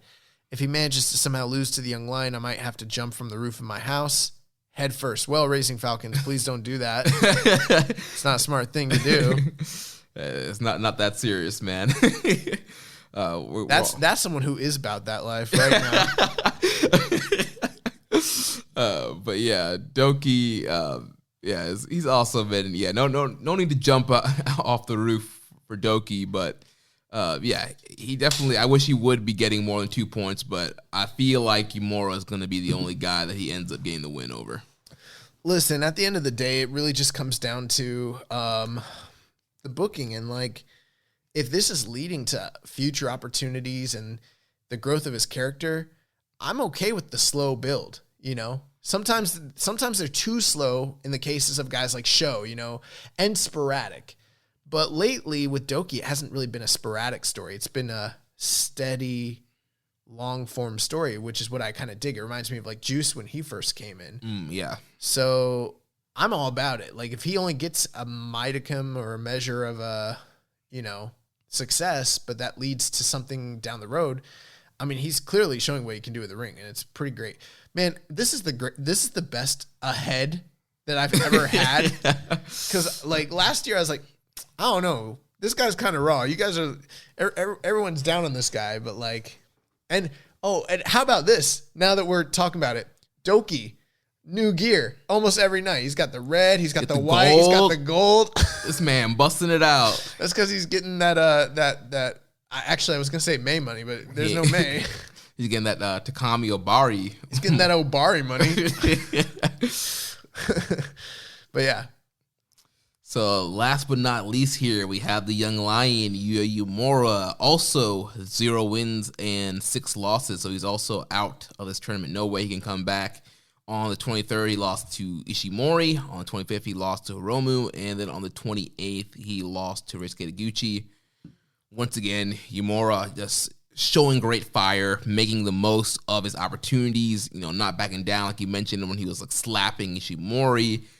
He's really taking it to these veteran guys. Also, getting some great near falls off of his. There's one of these matches where he actually hit the overhead belly to belly on somebody and got a near fall off of it. But yeah, looking real good here. I'm wondering, will Doki and Uemura, when they fight, go to a 30-minute draw and both get 1 point? Hey, it could happen. No, I'm just joking. But with Doki's definitely getting at least probably, I'm guessing, but probably he's going to beat Uemura. Unless that's Umura's 1 win. But this seems so mean. Yeah, nah. Like usually when the Young Lion, if they give the Young Lion the 1 win, it's usually against someone who at least has some points. So it would be fucked up to do it against Doki. Yeah, nah. Uemura needs to eat this Suplex de Luna. But if Doki beats him, right? Any chance Doki rebounds on like the final night and beats Taguchi and winds up with 4 points? I mean, it's possible. I mean, why? I'm sure at that point, it depends on how Taguchi does the other 2 nights. I mean, at that point, Taguchi could be out, so why not have Doki beat him? All right. I'm going to put some money on that, and I want a parlay. I don't know what I was watching a movie and they were talking about betting and talking about parlays. I don't know what it is, but I want one. Yuya Uemura. fucking great, man. Just so good. Every match has gotten better until the Taguchi match, but prior to that, every match was getting better. Yeah, and also too, then we mentioned it, that great arm drag he's doing into the arm lock kind of thing that he's doing has been great. I liked the Hiromu match a little bit better, but the Ishimori match was just so awesome. There was even a point where it looked like, okay, he's in the finish, Ishimori's rolling out of it, and then he's gonna tap him, just like any standard match. But then Yumura like countered out of it and put him into a straight armbar, and I was like, oh, Yeah, he had it was a full armbar, like he had it like locked in. yeah. Do you want to know the secret of the armbar? Yes, tell me. Expose the business. Okay, I'll expose the business. When a real armbar is being done, the thumb is up. When the thumb is up, that's where like you can because your elbow can't. When they do it with the wrist up, or like this, one way or the other. If the thumb is not up, it's not a real armbar. I mean, I guess you could hypothetically do it, but like anybody that does jiu-jitsu, they're gonna put the thumb up. If you don't see the thumb up, and that's pretty much always, it's pretty safe. Man, exposing the business out here. But yeah, that match was awesome. The Hiromu match was really great. Hiromu was talking about how Yumura's finally like becoming very interesting for him. And I think one of the things, they're all making comments about how Yumura's already there. They're like, why is he a young lion? He's got black, he's got some black trunks on. They call him a lion. He's like, other than that, he's ready. He's like, oh, he didn't go on an excursion. Oh, okay. He's like, but I don't even really see him as a young lion anymore. He's not really even that young to begin with. Although, like, I'm like, well, the fact he's 0-6 might tell you something, but right. We did have a question here from Kevin Crawford. He said, I really liked the Yumura-Ishimori match for what it was. Yumura pushed him to the limit and felt like Ishimori was more invested than he has been in this tour. Will Yumura use that armbar lock as a finish whenever he graduates? I think Ishimori did a great job selling and making it look believable as a way for the young lion to win. I love the armbar as a finish, just in general. I mean, Inoki used it all the time. Recently, Rocky Romero was using it. We've seen Alberto Del Rio use it. Lots of people. So, I mean, yeah. Yeah, I mean, I don't know if he will use it when he graduates. We kind of see, like Kawato was using the Trouble in Paradise, and he doesn't use it as a finish. It's kind of one of his signature setups for his finish. So maybe whenever Yumura graduates, that armbar lock will be like one of his signatures. Maybe it'll be his finish. We just never know. It just all depends on what his gimmick and the style of wrestling he'll be doing. I think that's gonna do it though for Yumura. We don't really have any more insights. He's been awesome, and he's not gonna win any matches most likely. Yeah. So yeah. Yeah, but great opportunity for him with Kanemaru being injured, a great way for him to get some more match time, get some more experience with some of these junior guys. And yeah, they're giving him the Narita special. Yeah. Dom Homie 101 asked us some questions. He said, is it me, or does it feel like the junior division needs more heels? More heat? I don't know. They got Ishimori. Despy. They got Despy. Got Doki. They got Kanemaru. That's 4 right there. Got ELP. That's 5. It seems like they got quite a few. I think they got a star problem. That's the problem. Right. There's no like star. Like I guess you would say. Would you say like Desperado is the top, like money heel? I guess it's probably ELP. Right. It probably like if we're just talking overall, it probably is El Phantasmo. But that the problem is, the juniors have just been so de-emphasized this year due to the COVID situation. And then, there's already some problematic booking just always in general. And then you had 2 huge stars in Ospreay and Shingo leaving the division. Correct. Yeah. So that stuff all kind of equals to where they're at now. Now, can they rebuild and like have something good going forward? Absolutely. It's not all doom and gloom, but, they got quite a few heels. I think the problem is that there's just not a compelling heel right now. Ishimori felt really compelling when he first came out. Right, initially, yeah. But right now he doesn't. He also asked, other than Hiromu, Ishimori, and maybe ELP, who are the other juniors that could break through? I'm not sure what breakthrough even really means. I feel like Hiromu to a certain degree has broken through, but if we're just talking about like being a star, because that's what I'm guessing he's talking about. I think so, yeah. But I think, or maybe getting to that main event level, maybe junior title match at the Dome level. Well, as long as you're a junior in this company, there's gonna be a ceiling on that. It's better than almost anywhere else in the world, but there's still a ceiling. So let's just assume he's talking about being a big star in the junior division. I think Hiromu is pretty much there, but I think he has more that there's more juice to tap, out of him. You mentioned Sho. I think Sho is just right on the cusp of getting ready to kind of break out and be a big single star. Yeah, I think Sho for sure. And I think Sho's like the one other guy I would really like say for sure. I think Desperado kind of, but it's like he's been there for a long time. They're starting to kind of go with him, but he kind of feels like an upper mid-card heel junior. I mean, he's never won a tournament. He's never won the title. He's challenged for it a handful of times. I don't know, but could he? Like, yeah, I think if they did more with him, I think he's been having a great accounting of himself, and apparently he's a great promo. I think there could be some stuff lost in translation, but Ishimori talks about how Desperado is this incredible promo every night. So I'm just assuming by inference that means he is in fact a good promo. I mean, from the few backstage comments I've seen Desperado, just in general, not in this specific tournament, he's always spitting that fire and burying people. Kinda, but at the same time, it's like when I watch Hiromu, I mean, I don't even have to. I could watch it in Japanese. I don't know what he's saying, but he's just. Electric. He captures you. Yeah, he captures you, and there's not very many other juniors like that. I don't see anyone really other than Sho that to me feels like they could be the guy. Yeah. Sho feels like he could, but sometimes he doesn't. I don't know. It's weird. Well, his next question, he says, what do you guys like Sho, Yo, Robbie Eagles, El Esperado, Doki, and Master Wato need to do to get to that next level? Well, it starts with dedication. So more Hindu squats, showing up to all practices. I don't know, man. Honestly, like they're all working at a top level. I think they just need to be given more opportunity. I think, this Super Juniors is weird because like half full crowd. There's no foreigners. It's guardrails. It's December. It's the time when people like kind of take it easy. It's the holiday season. I don't know, man.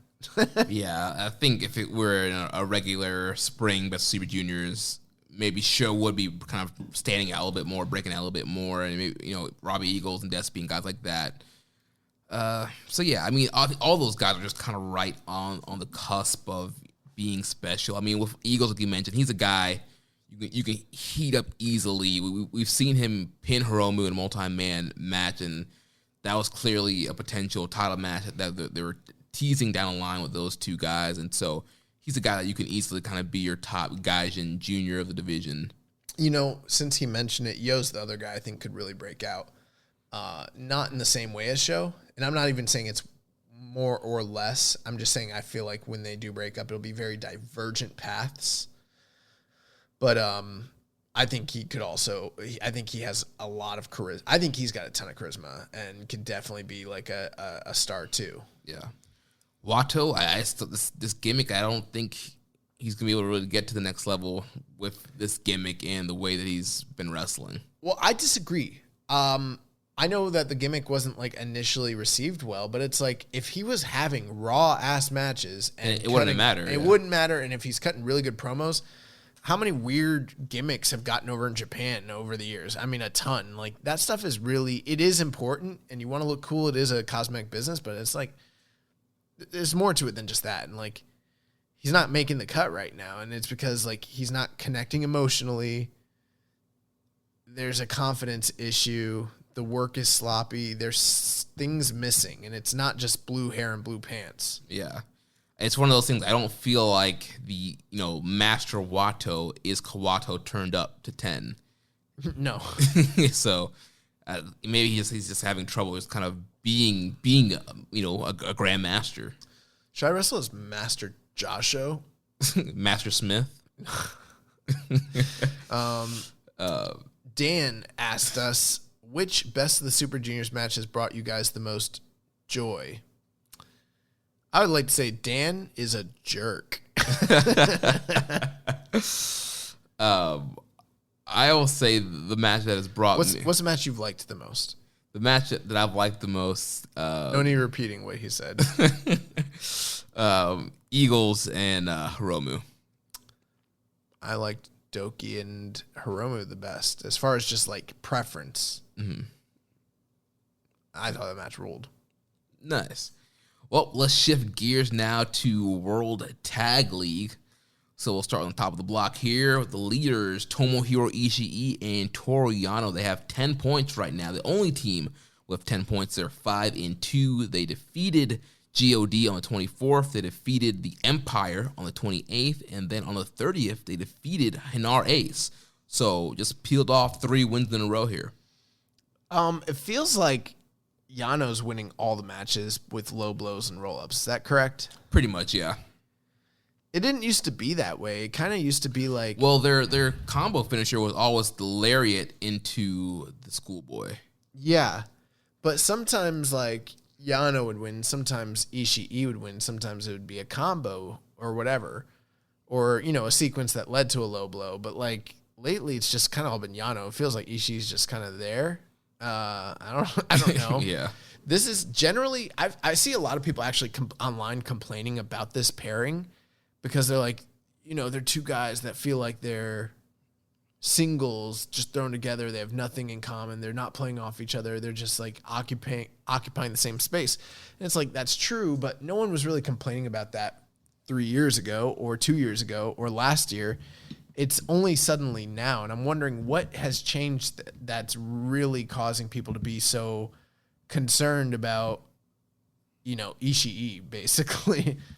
Well, I think it's dome season, and once again, Ishii just had another phenomenal year, and I think people are maybe just fed up and frustrated kind of where he's at and want him to do something else and to be in some kind of tag match or gauntlet. It could be that, but I don't think it is. You want to know what I think it is? What? People get tired of the Yano shtick, and when it's hidden within this tag team with Ishii working really hard and then Yano being pulled up, usually people like the tag team. Like in years past, I would usually say they're one of the like top 2 or 3 best tag teams in the whole tournament. This year, it really hasn't been the case. They're having little to no actual like really great matches, and all the matches that they're winning are just based off of Yano's shtick, and I think that's what's really happening. Yeah, and a lot of their matches, especially this week, didn't really get a ton of time. You know, you got 12 minutes, 13 minutes. They weren't really given, you know, any kind of main event time here. So maybe that's another reason why it's, you know, you're not getting that full on kind of Ishii that you're used to. But I will say I really enjoyed on the 30th against Hinar Ace, Ishii and Tanahashi together. You know, very, you know, signs of the recommended match of the week a couple weeks ago from Power Struggle. It's great seeing those guys mix it up. And then Hanare and Ishii, they have a long rivalry. So that was great for that to kind of get reignited here. And their sequences were great as well in the match. Yeah. Did you think that based on the stare down post-match that it seemed like maybe we're getting something between Tanahashi and Ishii going forward? Yeah, I see a lot of people were kind of screen grabbing, screen capturing that of Ishii kind of staring at Tanahashi after they won. He was walking to the back. And, I mean, that will be an amazing match. But I just feel like, how do you really just build a Tanahashi match off of just like a small interaction in the World Tag League? Well, I mean, it wasn't a small interaction, but the first night people were like, oh, they're doing Okan and Tanahashi for sure. And I was like, well, you know, let's not jump the gun. Let's wait. But I don't think it was leading to anything. You know what I think it was? I think Ishii just needed to let a bitch know. Recognize. Yeah. Like, he just stared him down. Like, yo, this is my yard. We just beat you. Don't come into the big dog's yard. You're supposed to be the ace? Nah. Supposed to be the ace? On the ace. Nah. The Roman Empire. But is Ishii the head of the table? He's the head of the table, yes. So you know that match would fucking rule. Ishii and Roman? I think Roman Reigns is not really that good a wrestler, but I bet you I bet you anything, him and Ishii, like if I were to do a fantasy card, I would throw that on there, and it's like you never think you want to see it, but once you hear it, because I've never thought about it until this moment, and I was like, damn, like Roman Reigns against Ishii would fucking bang. Big Dog versus Stone Pitbull. Yeah, bro, the dog fight. The marketing is right there, man. We did have a question here from Ready to Just a Little Bear 01. How excited were you when the KOPW trophy was destroyed, and how sad were you when they repaired it? So Tangaloa, after they lost to Ishii and Yano, he was frustrated and broke the KOPW trophy, but they taped it back up together. I imagine that when they bought those trophies, they got like a case of them because they're so cheap. They're like, you know what? You can like they probably were like, you can have one really nice trophy, or for a fraction of the price, we'll give you 10 really shitty looking cheap trophies. And they're like, we'll take the 10. It's a pandemic. We'll take the 10. No, I think they're just like, we're giving it to Yano. Who knows what the fuck's gonna happen? We'll take the 10. We'll take the case, the case of the really cheap plastic ones. Like, all right, and that's how. Yeah, when the trophy broke, I was just like, oh man, this is. Oh, I was so relieved. I was like, like, yeah, that's the end of it. Right, so what we've been talking about, like it's gonna break, it's gonna go away. But no, y'all taped it back up here. So.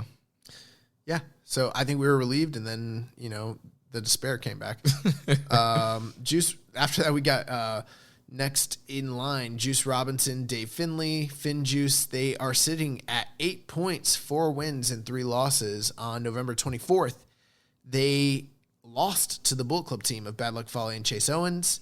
On November 28th, they rebounded by defeating the LIJ team of Sonata and Shingo Takagi. And on November 30th, they defeated the IWGP Heavyweight Tag Team Champions, the Dangerous Techers.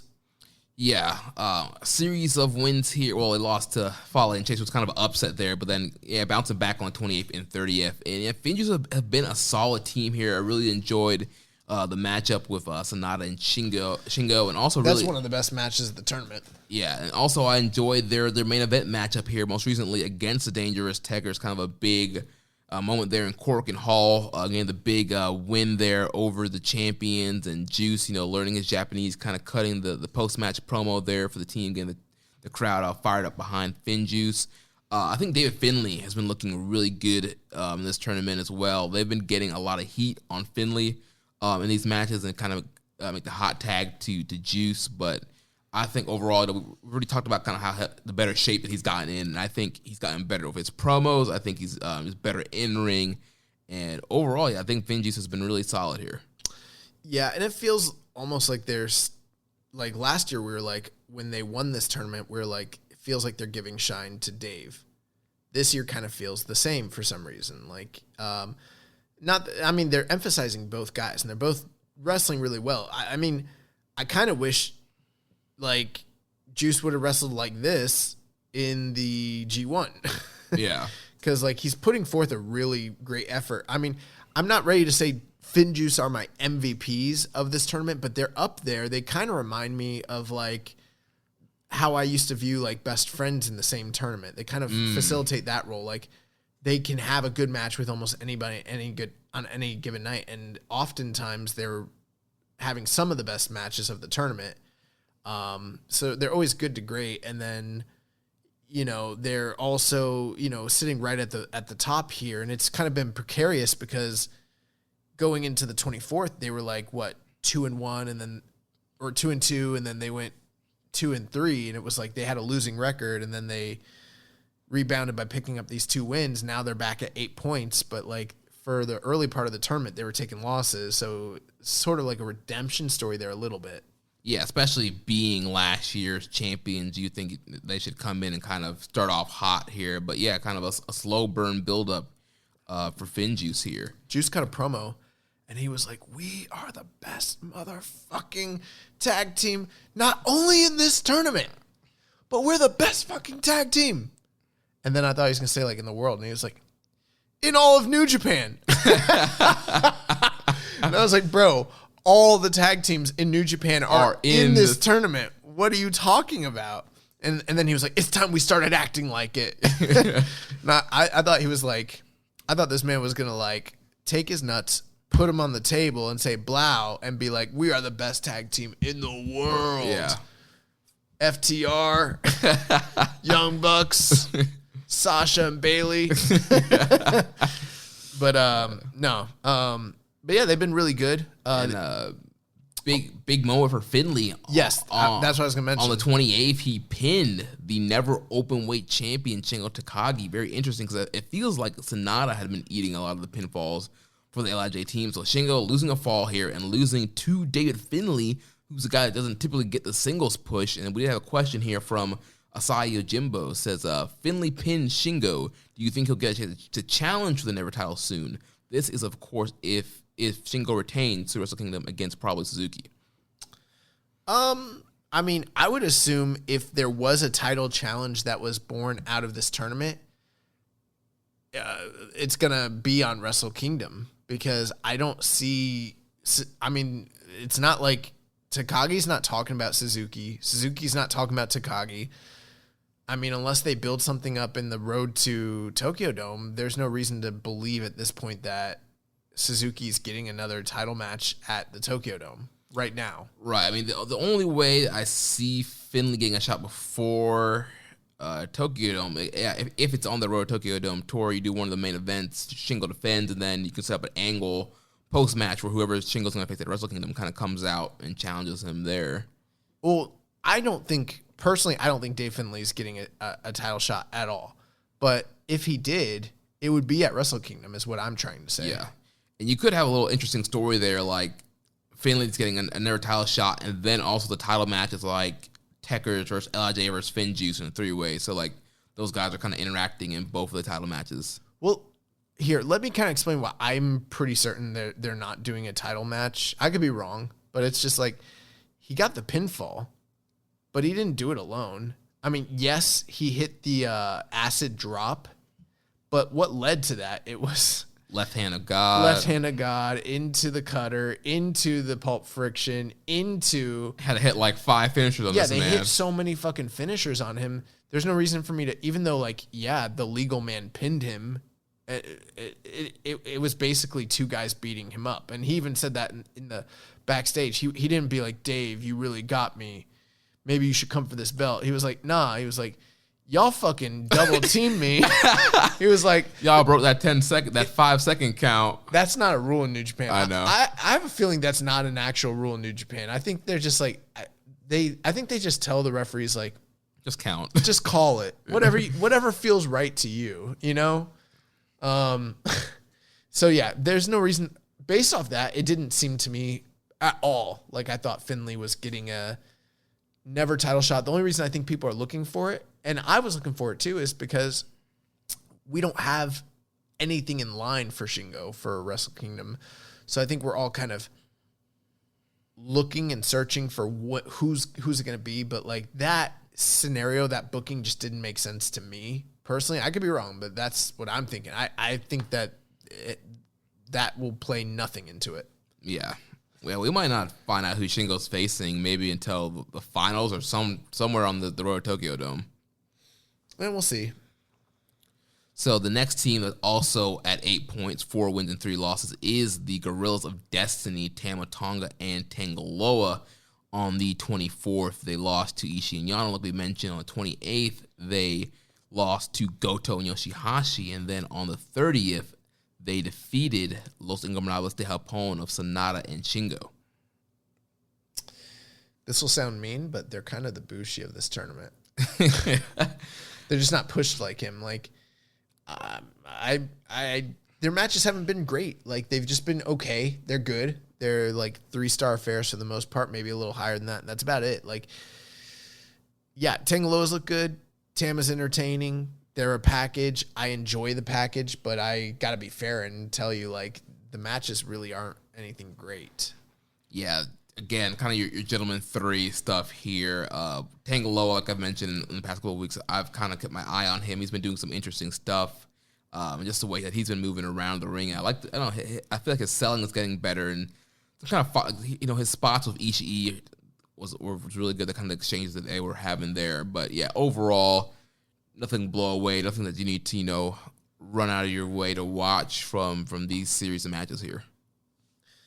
Yeah, one interesting thing is like I'm noticing a lot of the teams that are having the higher end matches in this tournament, when they fight God, they're not having those higher end matches with them for whatever reason. I still got God to win this personally. I mean,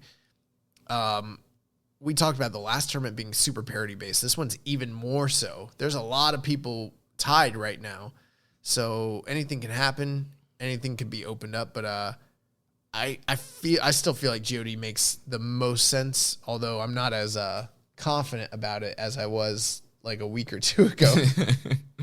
Yeah, one can mention 4 and 3. They're tied second place here for several other teams. They're still alive.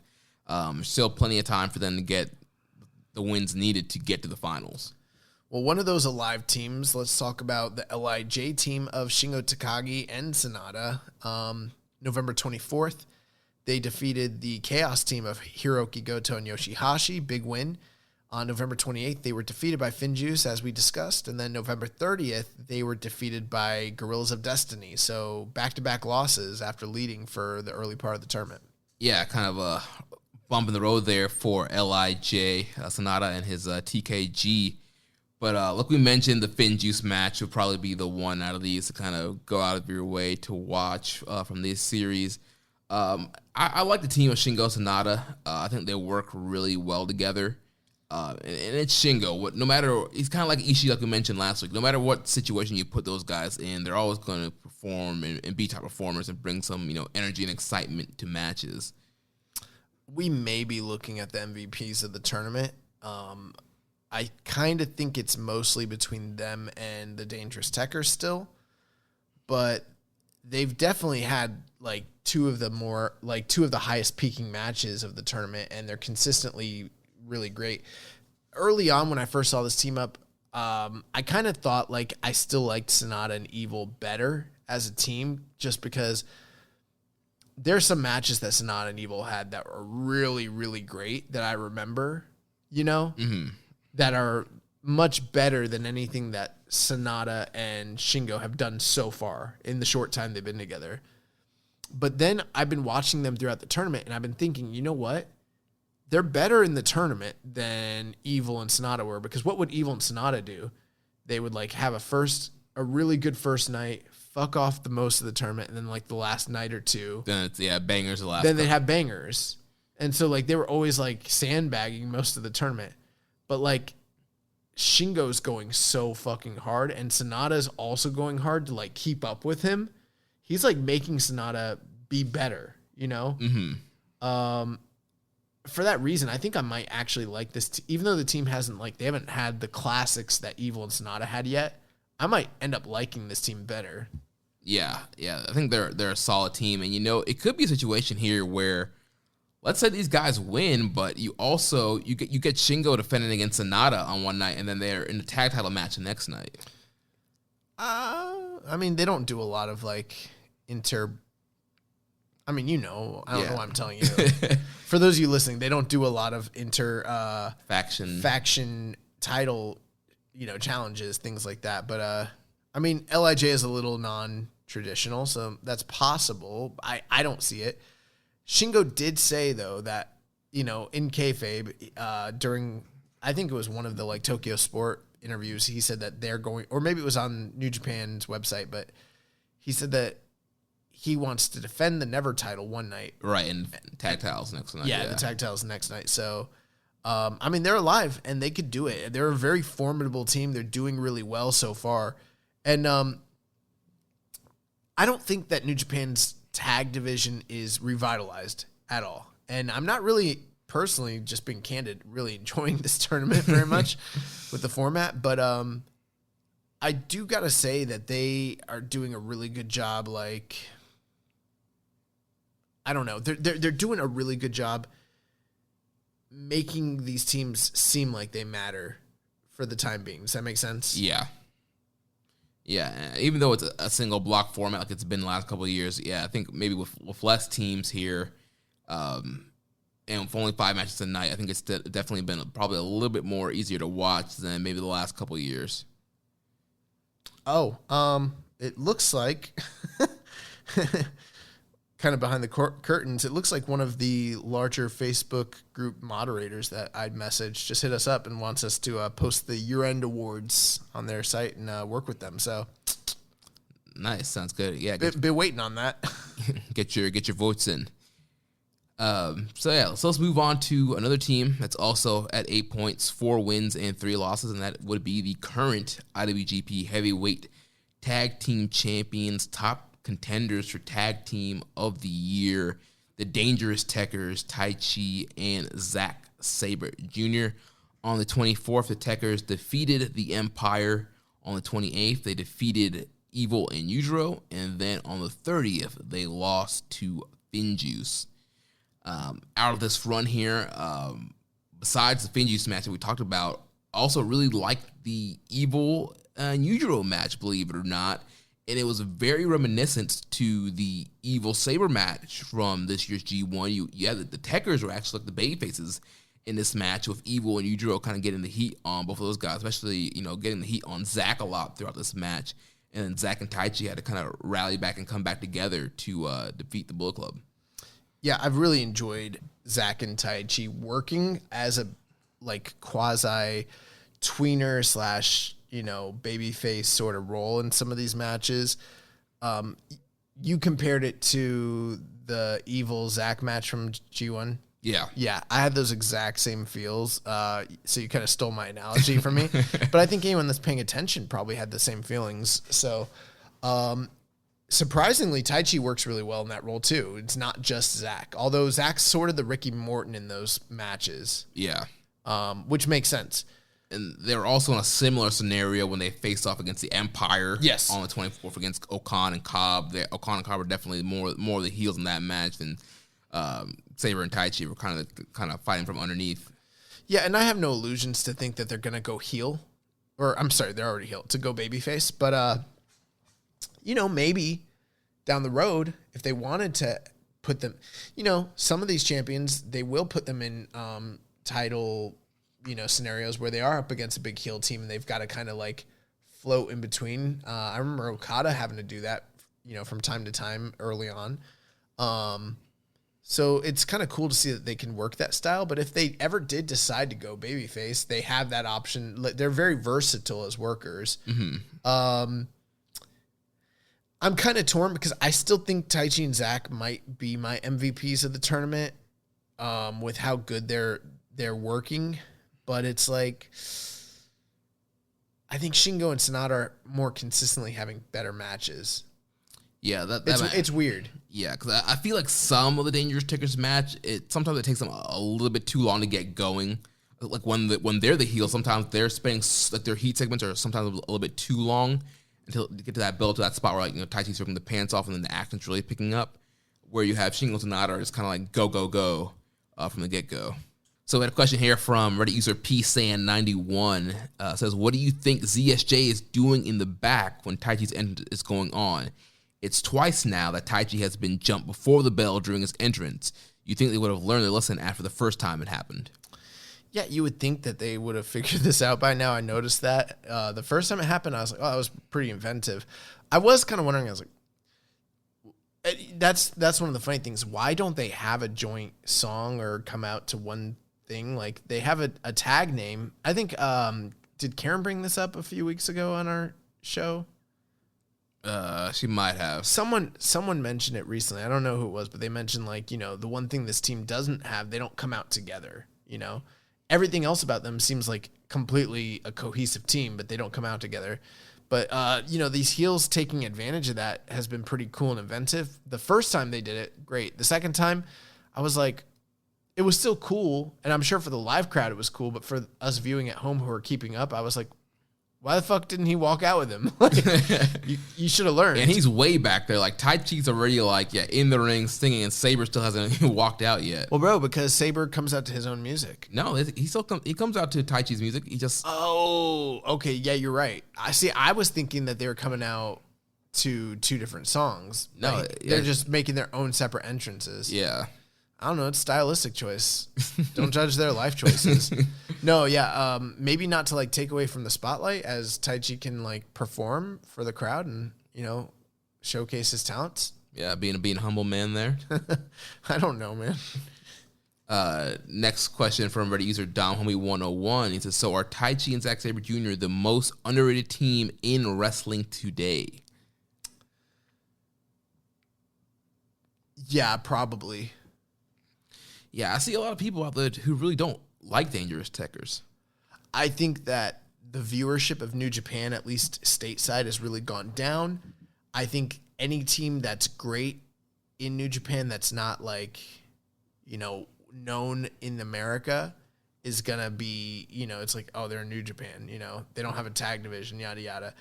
They're going to be looked down on, especially in light of like the tag team renaissance going on in, say, like AEW right now. And then the elitism of those who like WWE. Like, you ever try to have a conversation with a fan that really likes New Day or really, really likes Usos? The Usos? Like, they're apparently the two greatest tag teams that have ever existed, not just in WWF, but like anywhere in the world. Although there's not a lot to back that up. Yeah, anywhere. Yeah. I would say they're the most underrated tag team. Did they place in the PWI 500 or 50 for the tags? I never saw the full list. I think I only saw like the top 5 or top 10. I wonder where they placed, if any New Japan teams placed in that thing. I'm pretty sure they did place. I'm not sure where they finished on that. I don't know. Who knows? Maybe people do appreciate them the equal amount that they deserve. I'm pretty disconnected from that sort of stuff. Let's see if we can pull up the old PWI listing here. It's hard to find that. I mean, I tried to pull it up and I could only find the top 5. See, I found the full list here. No one had leaked it yet.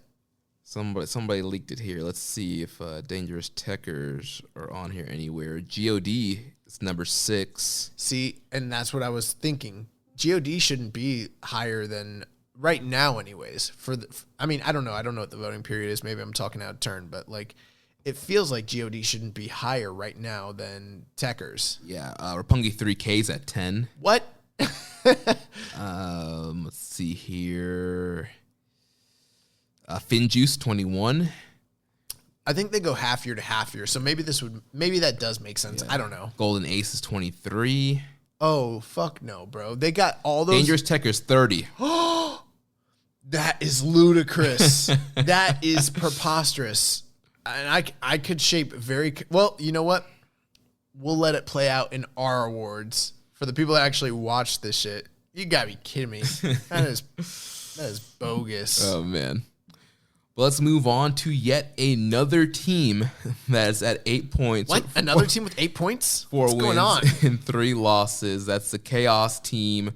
2/3 of the never openweight 6-man champions, Hiroki Goto and Yoshihashi. On the 24th, they lost to LIJ. On the 28th, they defeated GOD. And on the 30th, they defeated Fale and Chase. So, picking up some momentum there. I've been a little bored with this team, but they're still very solid.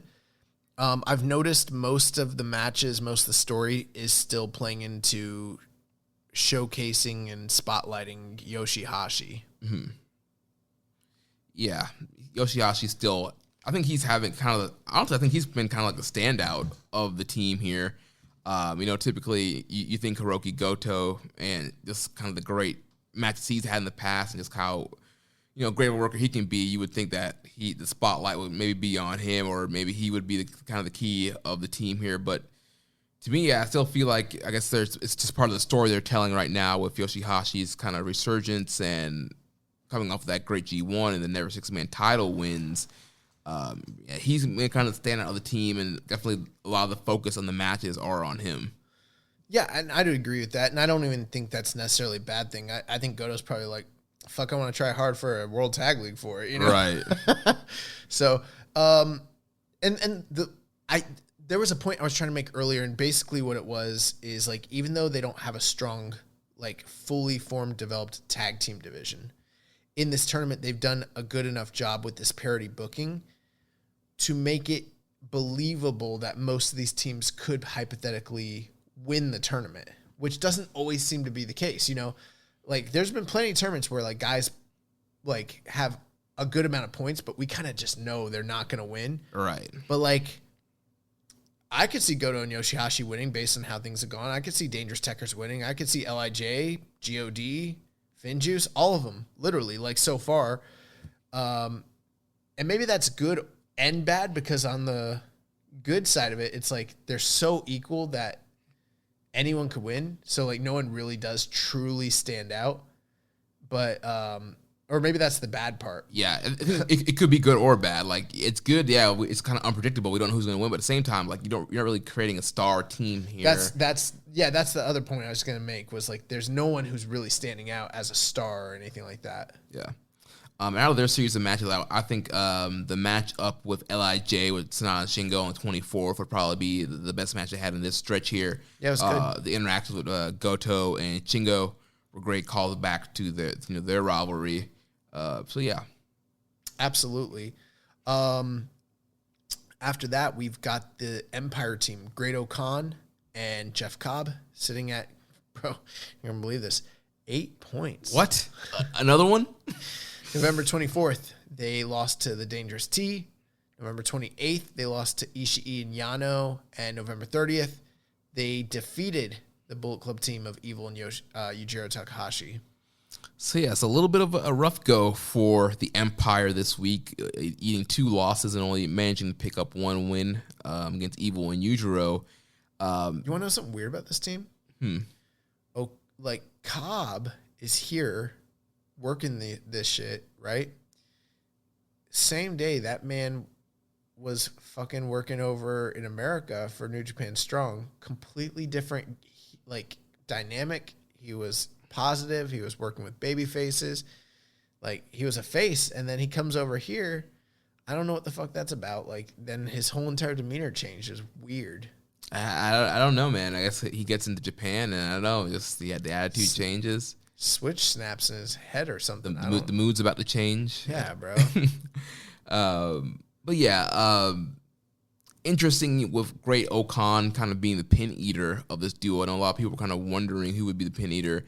And yeah, it's definitely been O'Khan, which in a way I get it. He's a new guy, and you think they wouldn't be pinning him. But I think they are really kind of established with the Okada loss that he was going to be a guy that's beatable and that can be pinned. And it seems like they're trying to push Cobb as more of the monster bruiser of the Empire, and the guy that's not going to get pinned. More of almost kind of like a bad luck Fale role for Cobb here. I mean, if I could throw a bad analogy out there, if Ospreay is Triple H, then to me, O'Khan is Randy and Cobb is Batista. That's what it kind of feels like to me. It doesn't feel like O'Khan is not important or that he is the designated pin eater. It's like he's the pin eater for now. Right. But we are heavily invested in him because they've shown a lot of signs that they are heavily invested in him. And he's not Bushi. He's not Yujiro. And he's getting over. There's tons of kids cosplaying as Great O'Khan. There's tons of question mark mask gimmicks in the crowd, shirts, towels. So he's getting over. Yeah, that's for sure. And their matches have been pretty good. And, I would wonder how many people that were really hating on the O'Khan gimmick when it first happened or after his match with Okada have actually tuned into watching these matches. Like, I know Dave's not watching this shit because, I mean, I haven't kept up with the Observer, but I haven't heard anything about him, like, being like, I was wrong about O'Khan. This shit is working. Like, I'm not hearing that. Yeah. I've been caught up on Observer, and yeah, he's not really talking about much of this tournament at all. But yeah, I think the O'Khan thing's working. The gimmick's getting over. He's having good matches. The Mongolian chop thing is getting over. A lot of his, power moves are starting to get over. He's looking really good in the ring here. And I think Cobb, like I mentioned last week, he's looked awesome. I think he's just so much better as a heel. I still don't necessarily agree with that sentiment, but like he's just muscling people, which is pretty cool. Yeah, and I think that's what we wanted from him is more of a kind of muscling people around, throwing people around, more of a aggressive in-ring style, and that's what we're getting here. Okan is far and away a much better promo than Jeff Cobb, and I speak the same language as Jeff Cobb. Like, Great Okan is a pretty great promo, and like Cobb is like still like, why? You want to know? And like, you don't hear the interviewer be like, Jeff, so can you tell us why you joined this? No, like it's just silence, and he's like, you ask me why? Why? Don't focus on the why, focus on the now. That's the empire, the Hawaiian Empire. We're doing it. Yeah. Sounds like he reminds me of like Keanu Reeves in like 1999 in The Matrix. Like, sucks. But he's such a great wrestler. Yeah. And he's a great guy, and I like him a lot. Like, he's funny, but like the promos are so bad. Out of these matches they had this week, I would say the Dangerous Tekkers match was probably the best match. I mean, maybe you could argue the Ishii Yano match. Some of the interactions with Ishii and Cobb and Ishii and Okan were really good, but I'd probably lean more toward Dangerous Tekkers match. Yeah. So we are finally moving on to the teams that I think are pretty much eliminated at this point. We got Evil and Yujiro, 6 points, Bullet Club team, 3 wins, 4 losses. I guess they could still survive, but seems they got 2 more matches left. Is it only 2? Because they all have 7 matches right now. Oh, then yeah, they're done at this point, because at the most they could do is tie with the Chaos team, and I think they lost to them already. Yeah. So they're done. Yay. Tanahashi and Toa Henare defeated the Bullet Club team, Evil and Yujiro. On the 24th, the 28th, Dangerous T defeated them. And then on the 30th, the Empire also defeated them. So they were like leading last week, and now they're at the bottom. Yeah, kind of in that losing streak here. You know, Yujiro getting into the latter end of these matches and eating the pinfalls here. And you know what? I'll say this. Evil is a fantastic tag team wrestler. I said it last week, but like, it is just true. He's always been a really great tag team wrestler, and he is still a really great tag team wrestler. And you know what? Yujiro's better as a tag team wrestler too. I'm not saying I like this tag team or that I want to watch them anymore or anything like that. And there's still been a lot of like shitty interference in these matches, but like, I've been way more entertained watching Evil and Yujiro wrestle in the World Tag League than I did for anything they did all year long, for the most part. Yeah, amen to that, man. Yeah, it's one of those things. There's certain guys who are just better in tag scenarios, and that's just it. No matter how hard you try to push them as singles, it just always works out better when they're in a tag team. And yeah, I think that's the situation here for both of these guys, especially Evil.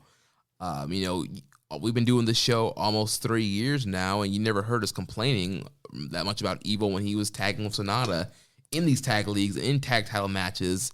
They were like we mentioned, they would have good matches in the tag league, and then when it got to the big stage and the Minions, the Wrestle Kingdoms, and their tag title matches, they were having great tag title matches.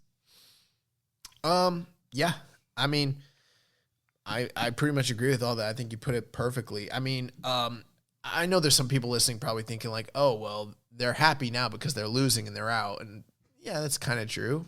From a fan perspective, I kind of feel that way. But from an objective standpoint, they're wrestling the best match, like the most consistently good wrestling that they have. And I'm talking of both Evil and Yujiro all year. This is the best wrestling they've done all year long in the World Tag League, because I don't know, they're more comfortable at it. This is what they're well suited to do.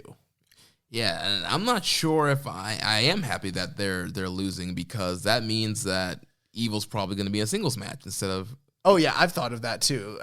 That's pretty normal. I mean, look at Tanahashi and look at we're going to get there, but Evil and Tanahashi are 2 big stars who are both on big like losing teams, and that's usually what happens when you have a big star in a team. So, you know, I have no illusions to think that they're de-pushing Evil. Like that's right. They've invested in the guy. They're going with him. We know that. Like I'm bracing for it. But I think this one of 2 things is happening here. Either he's getting, you know, as they like to say, he's getting more comfortable in the role, and he's learning, he's growing, and he's getting better. That is possible. Or this is what he's always been good at, and he's still good at it, and that's what he should have been doing the whole fucking time. Yeah.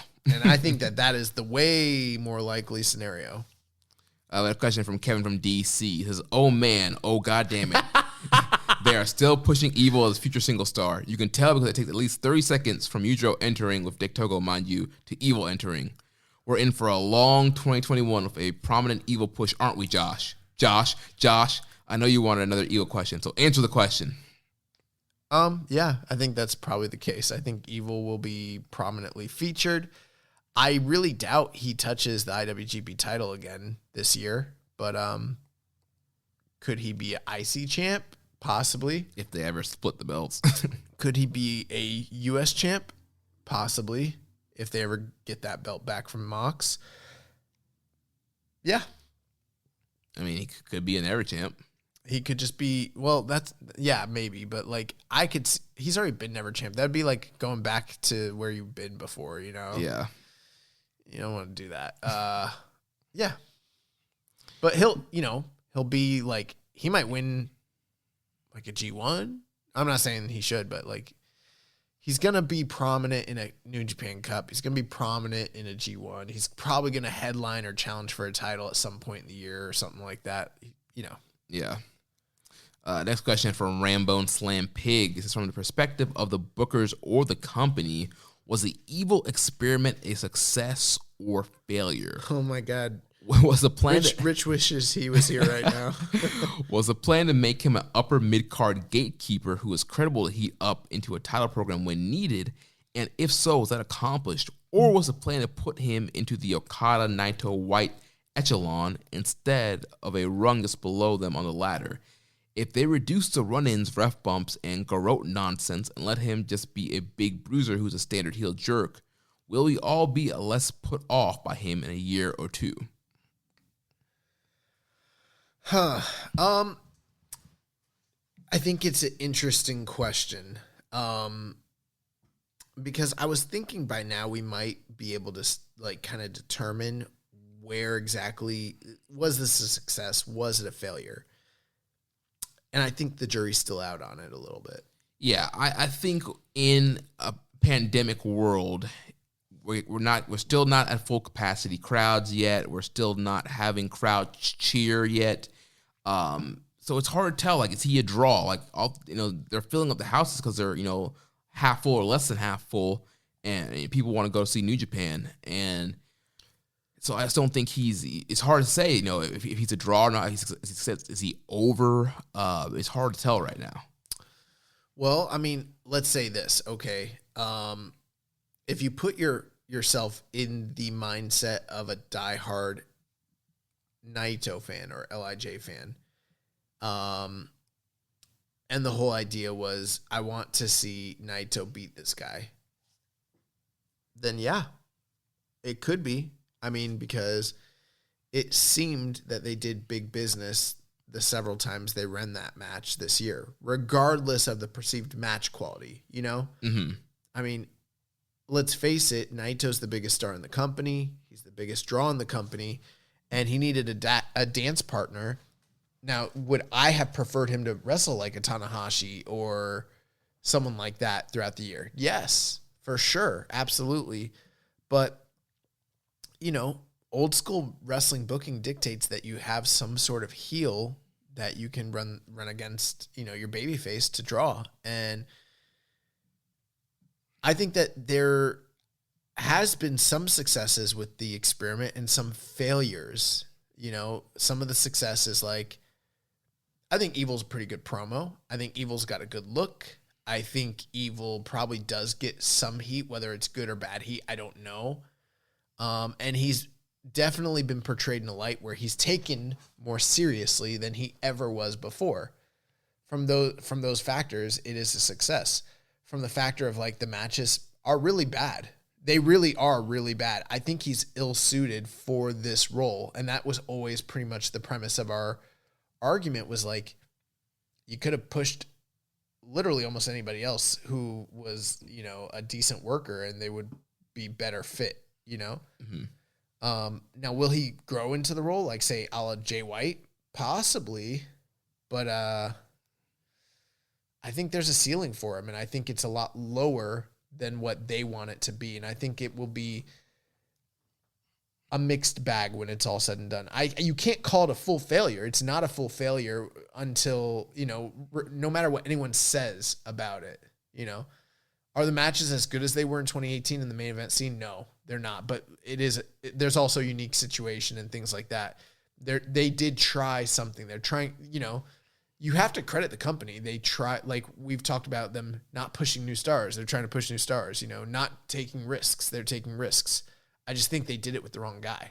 Right. That's always been the case.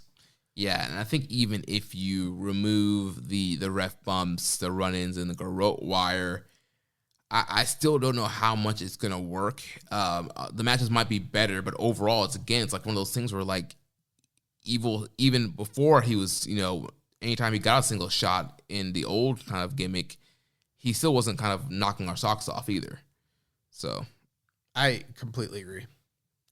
But let's move on here now to the next team here. We're at the bottom of the barrel here with the Bullet Club team.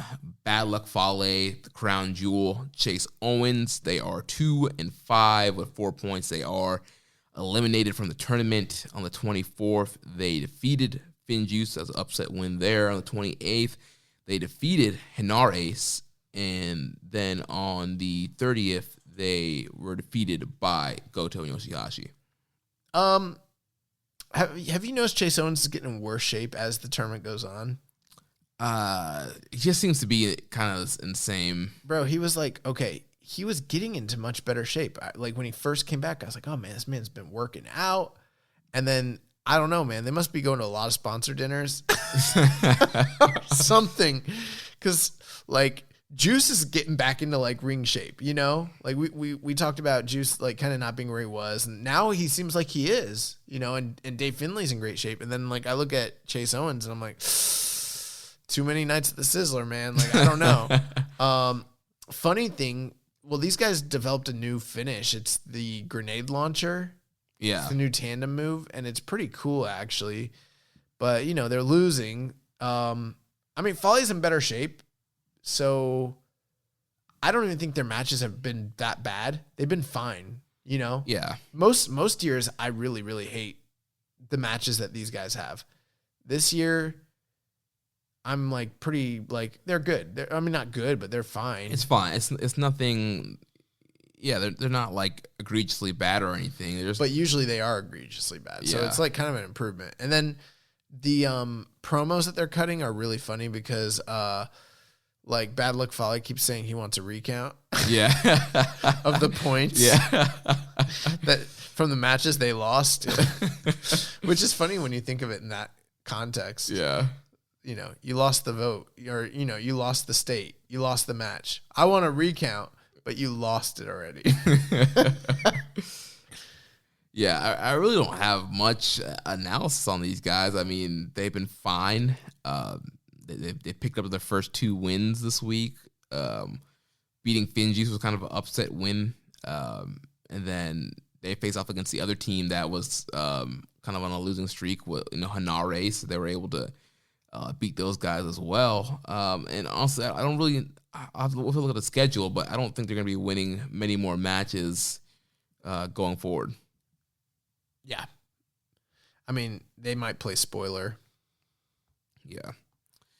We had a question from Kevin from DC. He says, when was the actual downfall of Bad Luck Fale? Was it the head tattoos? I'm going with the head tattoos. Not a big fan. What is the podcast's opinion about head tattoos? Also, my boys, Fale and Owens are at 4 points, only 2 wins difference away from the top at the table. They're winning the whole thing. I will die on this hill. That is all. I don't know when the downfall of Bad Luck Fale was. Probably like in the last couple of years, just when he got like really heavy. Yeah, because when you saw that man when he first was kind of on the rise, he was in way better shape. Mm-hmm.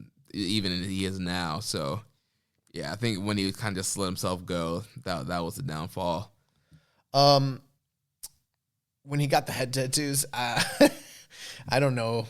I don't even remember when he got the head tattoos, to be honest. Like, I feel like he's always had them. Like, literally his whole life. That's the way he was born with them. I can see pictures of Skinny Fale in the dojo wearing the Blue Justice shirt, and he's already got head tattoos. I know that's not a real thing. It doesn't exist, but in my mind's eye, that's the way I see it. Yeah, it's hard to picture him without the head tattoos. I personally, I don't have a problem with head tattoos. I mean, if you do you. If you want to have head tattoos, go for it. I mean, I'm never going to do it. So, but I try not to judge. Yeah. And unfortunately, Kevin, these guys, they're mathematically eliminated. Because there's 2 more matches left. The most they can get is 8 points at this point. After that, we got Hanare Ace, Hiroshi Tanahashi, Toa Hanare. 1 win, 2 points, 6 losses. They are eliminated. They were victorious on the 24th, defeating Evil and Yujiro, which was a big shock victory. Yeah, big moment there. Toa Hanare busting out the Toa bottom to get a win for the team there. Yeah, he beat Evil. No, I'm just playing. He beat Yujiro. Yeah. And then November 28th, they lost to Bullet Club and then lost to Chaos. So, yeah, Toa Hanare has been kind of doing the heavy lifting of this team. Bro, Toa Hanare has fucking ruled. Yeah. He's like one of the best things in this tournament, even though like the team's not that great. Yeah, he's been awesome with, we talk about the Muay Thai that he's been throwing in there. He has like a black mask, spin kick. He has like a Judas effect. He's killing dudes with these strikes. Yeah, he's looking really good. I love that sort of stuff. So I'm just like, dude, 2021 has got to be Hanare's year. We talk about it all the time. Like, when are they going to use this guy? When are they going to push him? This is the most he's like ever stood out in a tag tournament that I can really remember. But it's again, unfortunately, kind of buried by the fact that they're losing almost every single night. I don't have much to say here. I mean, I think it's very clear they're gearing up for something for Tanahashi, if not for the Dome after. But there's no reason for him to be pushed in World Tag League because it's the Tag League, and they're not going to win. And I know a lot of people might be kind of down on, why is Tanahashi, losing this much in Tag League. But if you look in the history of Tag League, when guys like Omega and Okada and Naito were in there, their teams weren't always winning, or they were the middle of the pack or towards the bottom. So it's kind of a traditional kind of thing. Toa Hanare is still in that role of eating pinfalls. It's not like he's teaming with, he's not teaming with Ibushi or anything. So it kind of makes sense to why they're at the bottom of the barrel here. Nice. Well, I think that is going to do it for our Tag League coverage. Yeah, we did have a couple questions, though, on this Tanahashi team. I was going to say that. We got some questions. You cut me off. God.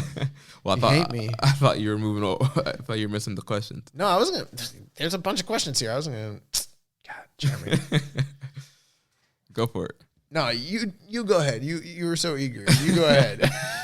So the first from Reddit user _stress_ says there was some talk recently of Tanahashi's booking this year and his future within the main event scene of NJPW. The reality is Tanahashi's knees have clearly seen better days. I've reminded of similar points in Keiji Muto's and Kenta Kobashi's career, in which years of moonsaults forced them to change their style and movesets, ultimately reinventing themselves and prolonging their legendary careers. I guess my question is, do you believe it's time Tanahashi retired the high fly flow and reinvented his moveset to accommodate his current condition? While he's still delivering great matches despite this, I can't help but cringe in concern every time he hits that high fly flow. P.S. If anyone knows where Rey Mysterio got them good stem cells that obviously allowed him to magically grow 2 brand new knees back, please hook Tanahashi sound up. I think it's down in South America, from what I understand, is where you can get that done. I think like Venezuela or something like that, Peru, I don't know. Listen, here's the thing that I've observed and that I'm kind of learning. Pro wrestlers are fucking crazy, and you got to be really fucking crazy to do pro wrestling, especially at a high level like that. And this guy does it all the time, and like, anytime he's in a big match and he thinks it's necessary to pull out the high fly flow, he's going to do it.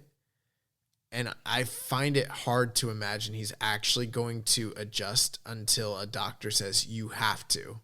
Right. And then at that point, it's like, even then he might still do it. It's going to be my dad as a heel wrestler. Yeah. Like, I can't do it. I shouldn't do it, but I might do it.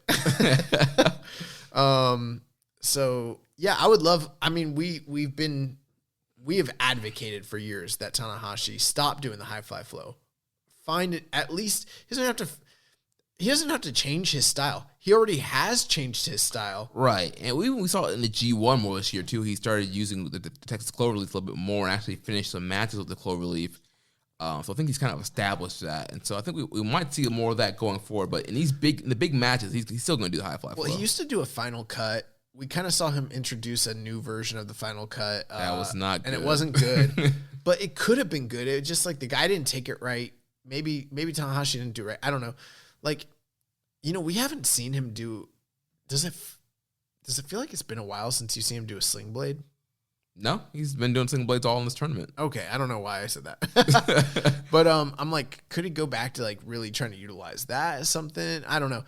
I don't think. I mean, let's talk about his moveset. It's basically aside from just the standard wrestling, it's just a bunch of fucking dragon screws, sling blade, it's a sling blade, cloverleaf, dragon suplex. That's about it, man. Like, those are his big spots. Everything else is gonna just be like Shote.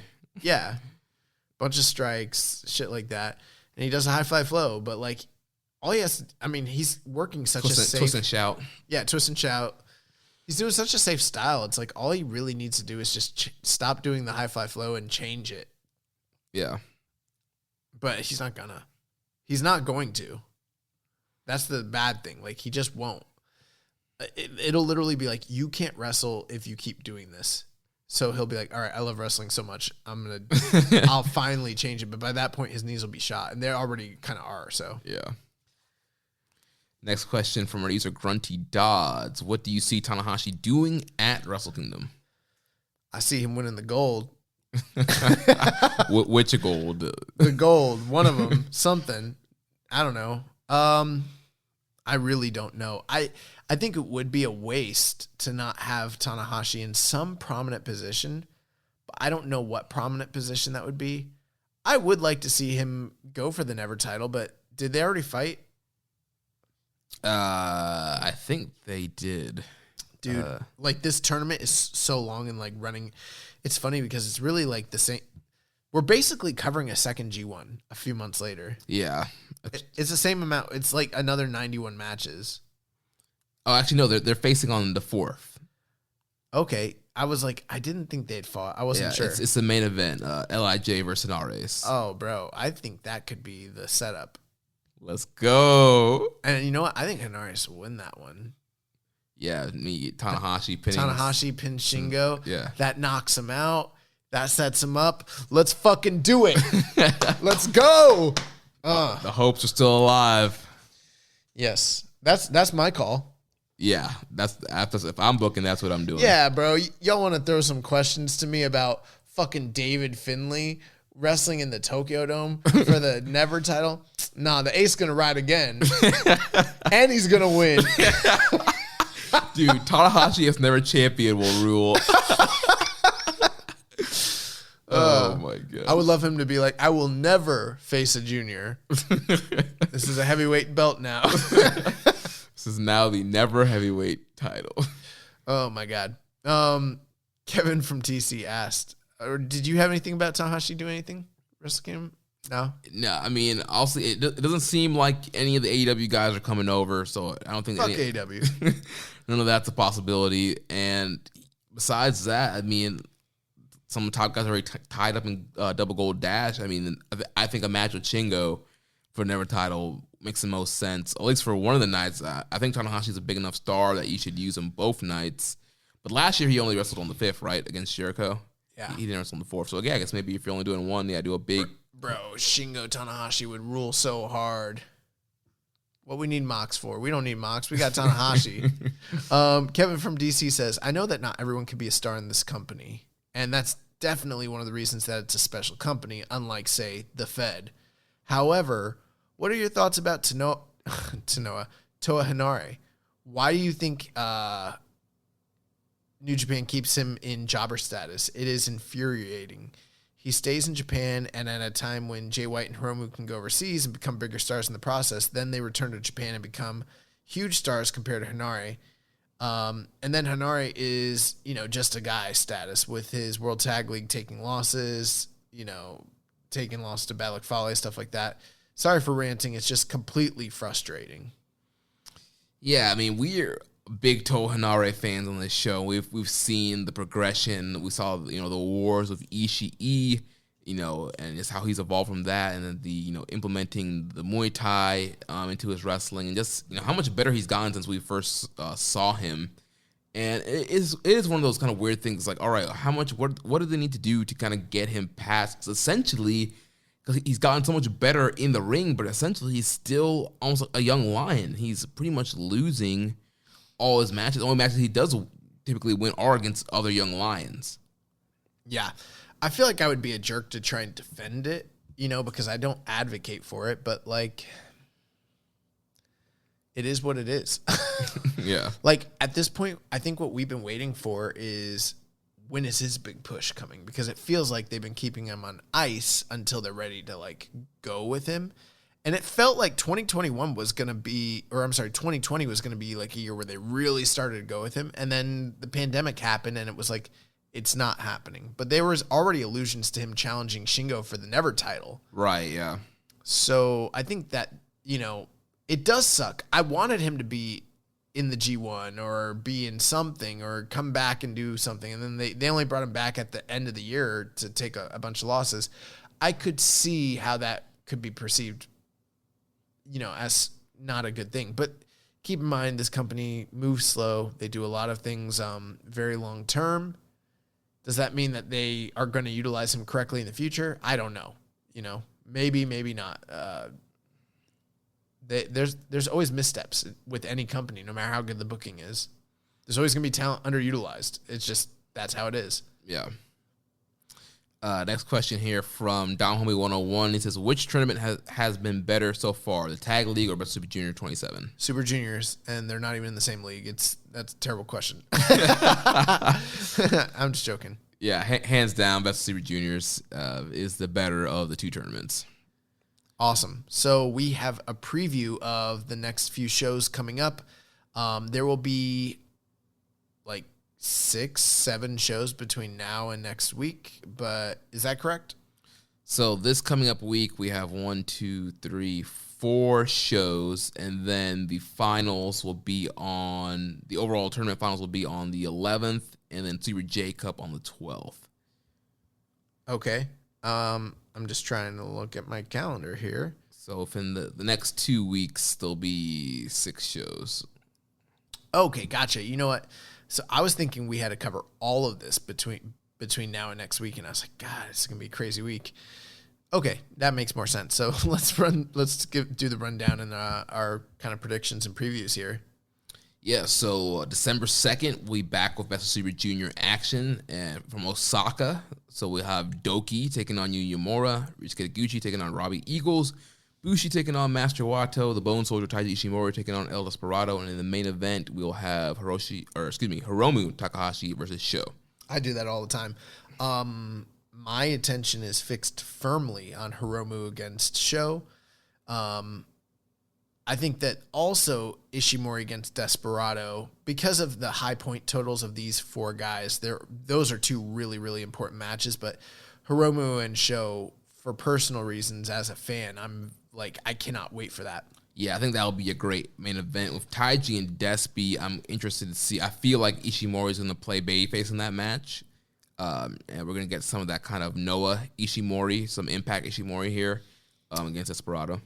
Yep, and then, Wato's got Bushi. I think he gets past him, most likely, although Bushi could play spoiler here. So that's also interesting. And then, the opener, Doki and Yumura, someone's O's got to go because someone's going to pick up a win here. So then we move on to December 4th. We'll be back with World Tag League in Beppu.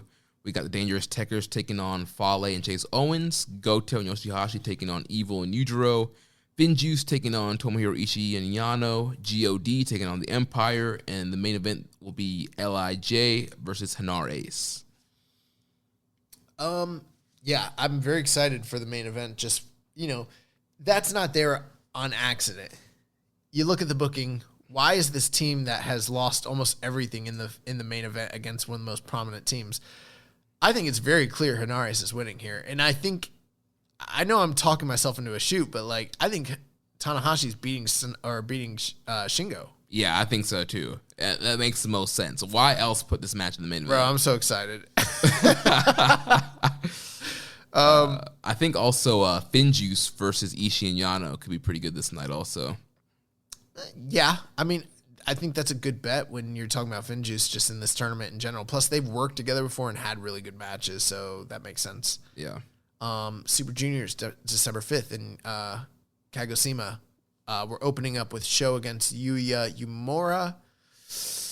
Sho going from a main event to opener, that's not usually a good sign. I know it's against Uemura, but like I'm wondering, I mean, I don't know.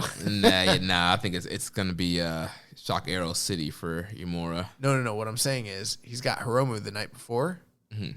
and then he's going into the opener against Doki. So as far as like a star kind of elevation kind of thing? Yeah, because if he was beating Hiromu, wouldn't you want to like follow that up and put him in another big match? Wouldn't you kind of have these ordered differently? Yeah. Unless you want to get that big win and then he gets that follow-up win. I don't know. I guess. I don't think they're going to do that. That almost is like a tell to me. Anyways, second of the night, Bushi against Doki. Third, El Desperado against Robbie Eagles. Fourth match of the night. Is this correct? Yeah, we have the return of Kota Ibushi on the tour. He would teaming up with Kojima and Honma to take on the LIJ unit of Sonata, Shingo, and Tetsuya Naito. Oh. Naito back on the tour as well. I didn't know they were doing a preview matches like that. Okay. That threw me off. I was like, what is going on? The semi-main event, Ishimori against Wato, and then the main event is Taguchi against Hiromu. Yeah, that risque Taguchi Hiromu Takahashi match. We should get big match Taguchi there, and it could be Taguchi playing spoiler here. It definitely could be him playing spoiler. It could also be him catching up and like getting into contention again. I don't know. I'm kind of hoping he just stays in the back burner this year, but I don't know. And also, I'm afraid that Kojima and Honma's run here is going to end. You think so? You think Honma's eating a Destino? Oh yeah, I'm looking at the. I'm in like tunnel vision because I'm thinking of Tag League and I'm thinking of junior, and then I'm like, oh, who's the pin eater? Hanma. Okay, yeah, they're losing. So yeah, is there any match here that really is interesting to you? Because I think the most interesting match to me is probably like Despy and Eagles. Yeah, from an in-ring standpoint, Desperado and Eagles will probably end up being the match. I don't know. It all depends on which Taguchi we get. Taguchi Hiromu could end up being the show stealer, but as far as the intrigue, I think Despy and Eagles, yeah, that would be the most intriguing matchup. Then December 6th, we have the World Tag Leagues mixed with the Best of the Super Juniors finals, all one show. The matches that night, we don't know the order yet, but what we have listed, we got GOD against Hinares, Finjuice against Chaos team of Goto and Yoshihashi, Dangerous Tekkers against Ishii and Yano. That kind of screams like spoiler match to me. Yeah. Bullet Club team of Bad Luck Fale and Chase Owens against the Bullet Club team of Evil and Yujiro. Interesting. Being the first time meeting of Evil with Fale and Chase. The underboss against Evil. LIJ against the Empire. And then the Super Junior matches, we have Ishimori against Sho, Hiromu against Wato, Taguchi against Doki, Robbie Eagles against Yuya Uemura, and Bushi against El Desperado. Interesting, because I feel like it's very clear that I don't see Wato beating Hiromu. So I think Hiromu's going to win that one. I think Taguchi's going to probably beat Doki. Eagles is going to beat Uemura. Despi's probably going to beat Bushi. And I think Ishimori and Sho's a real toss-up.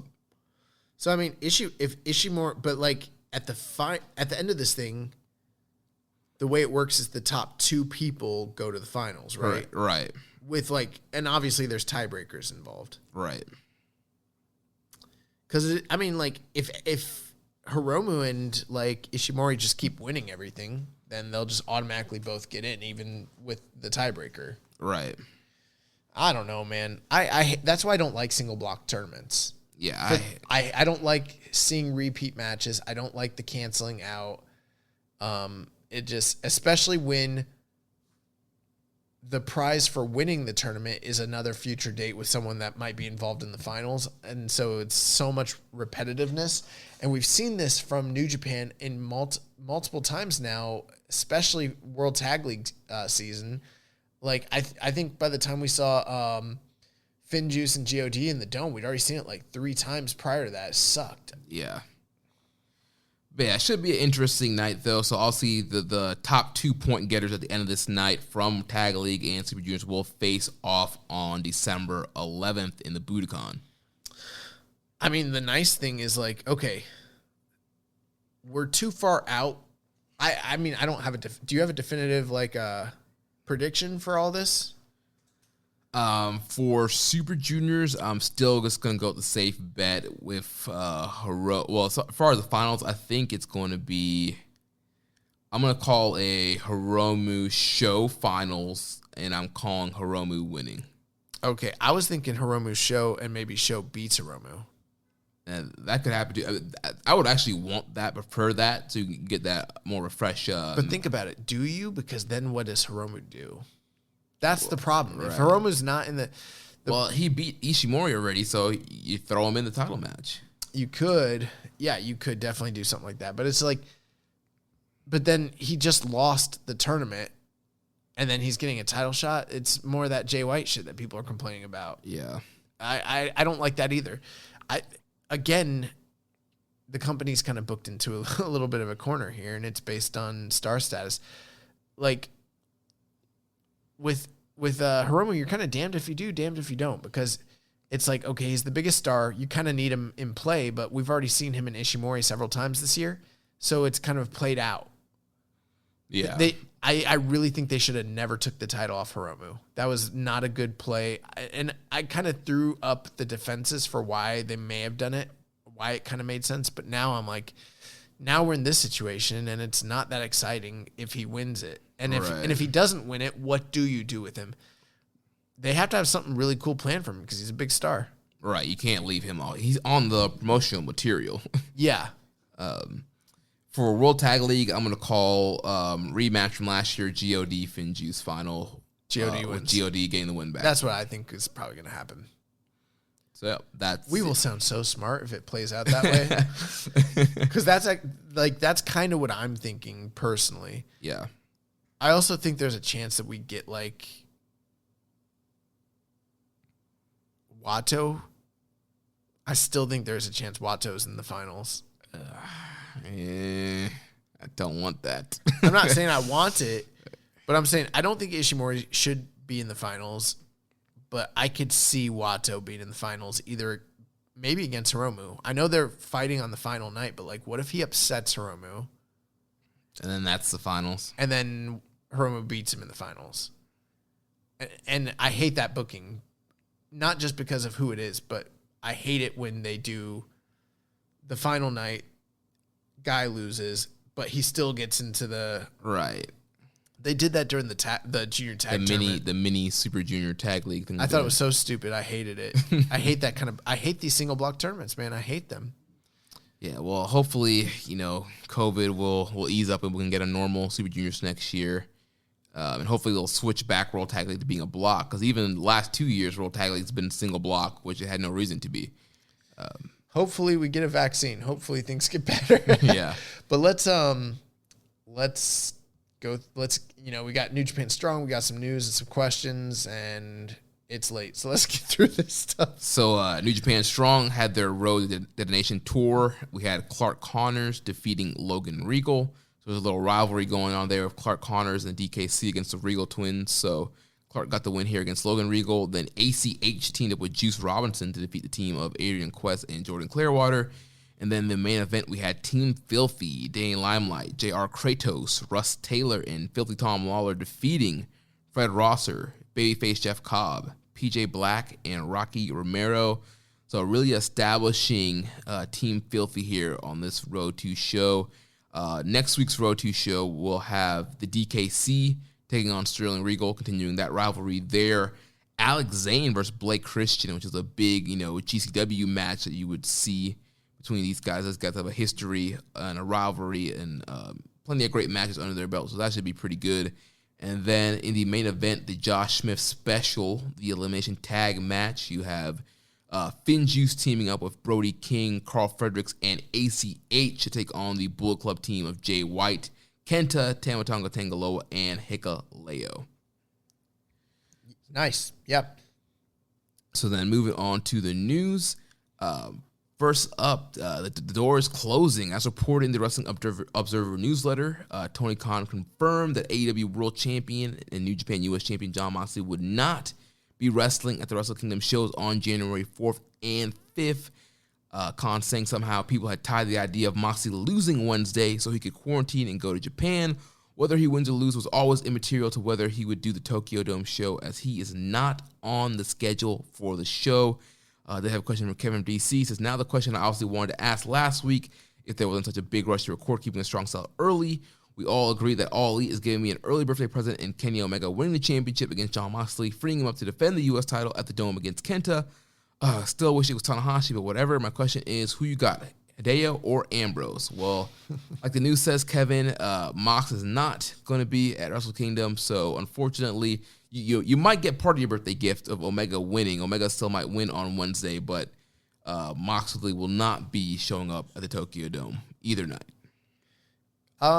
Unless to work.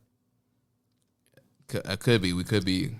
My only thing is, like, for the most part, it seems like Tony Khan has really tried on these media scrum calls not to, like, put out bad information for any real reason. I'm not saying he's infallible or anything. I'm just saying it's probably likely that what he's saying is true. Yeah. I don't know. I guess we can have that discussion about what they should do later, but something's got to be done about the red title at some point. I mean, it's getting to that point. At this point, just strip him. Like, he's going to be back. Whenever he comes back, you can give him the title back. But just strip the title, put Kenta versus somebody in a title match at the Dome, and give the belt to Kenta. Yeah. In other news, New Japan has announced that comedian, actor, artist, and musician Noritake Kanashi, also known as Don Kanashi, will be part of Wrestle Kingdom 15. Kanashi is New Japan's special guest celebrity promoter, as well as a voice behind the theme song for Wrestle Kingdom. He's part of the comedy duo Tunnels and the pop group Yain. One of his most recent film credits is Inuyasha. I don't know how to say that. Inuyashiki. But yeah, so this was the weird video that we saw on one of the Super Junior nights with the Don Kanashi, and he was managing Okada to the ring and promoting Wrestle Kingdom 15. So should be interesting, whatever that's going to end up being. It'll probably be something weird and wacky like we've seen oftentimes at Wrestle Kingdom. But speaking of Fantastica Mania, the joint shows of CMLL that take place in January, they are off the schedule. We made a joke about this last week, but yeah, they are officially off. The company released the schedule up through February 3rd, and that tour is gone after New Year's Dash. New Japan will return on January 17th at Korakuen Hall for the New Beginning Tour, which would usually start about 2 weeks later. So the New Beginning Tour is starting when the Fantastica Mania Tour would have started. They announced the first major show after the Dome, which would be February 1st in Nagoya, a New Beginning in Nagoya. And there are likely to be other major shows on that tour in early February, but they have not been announced yet. There's a story of Masahiro Chono in a weekly True Story magazine explained in detail about his not working as a color commentary at the 2019 G1 Climax due to Harold May, and he portrayed him as a CEO who knows nothing about pro wrestling. So obviously we saw May gone, Chono back this year, so definitely some smoke to that fire there. It is the 6th anniversary of NJPW World, so pretty cool. They need to update some shit. It's been 6 years. Yeah. The documentary of the life of Will Ospreay has just been released this past week on Amazon Prime. I wonder if it's that crowdfunded one that like never got made with all that money that they took from all those fans. I'm not sure which one. It might be that one.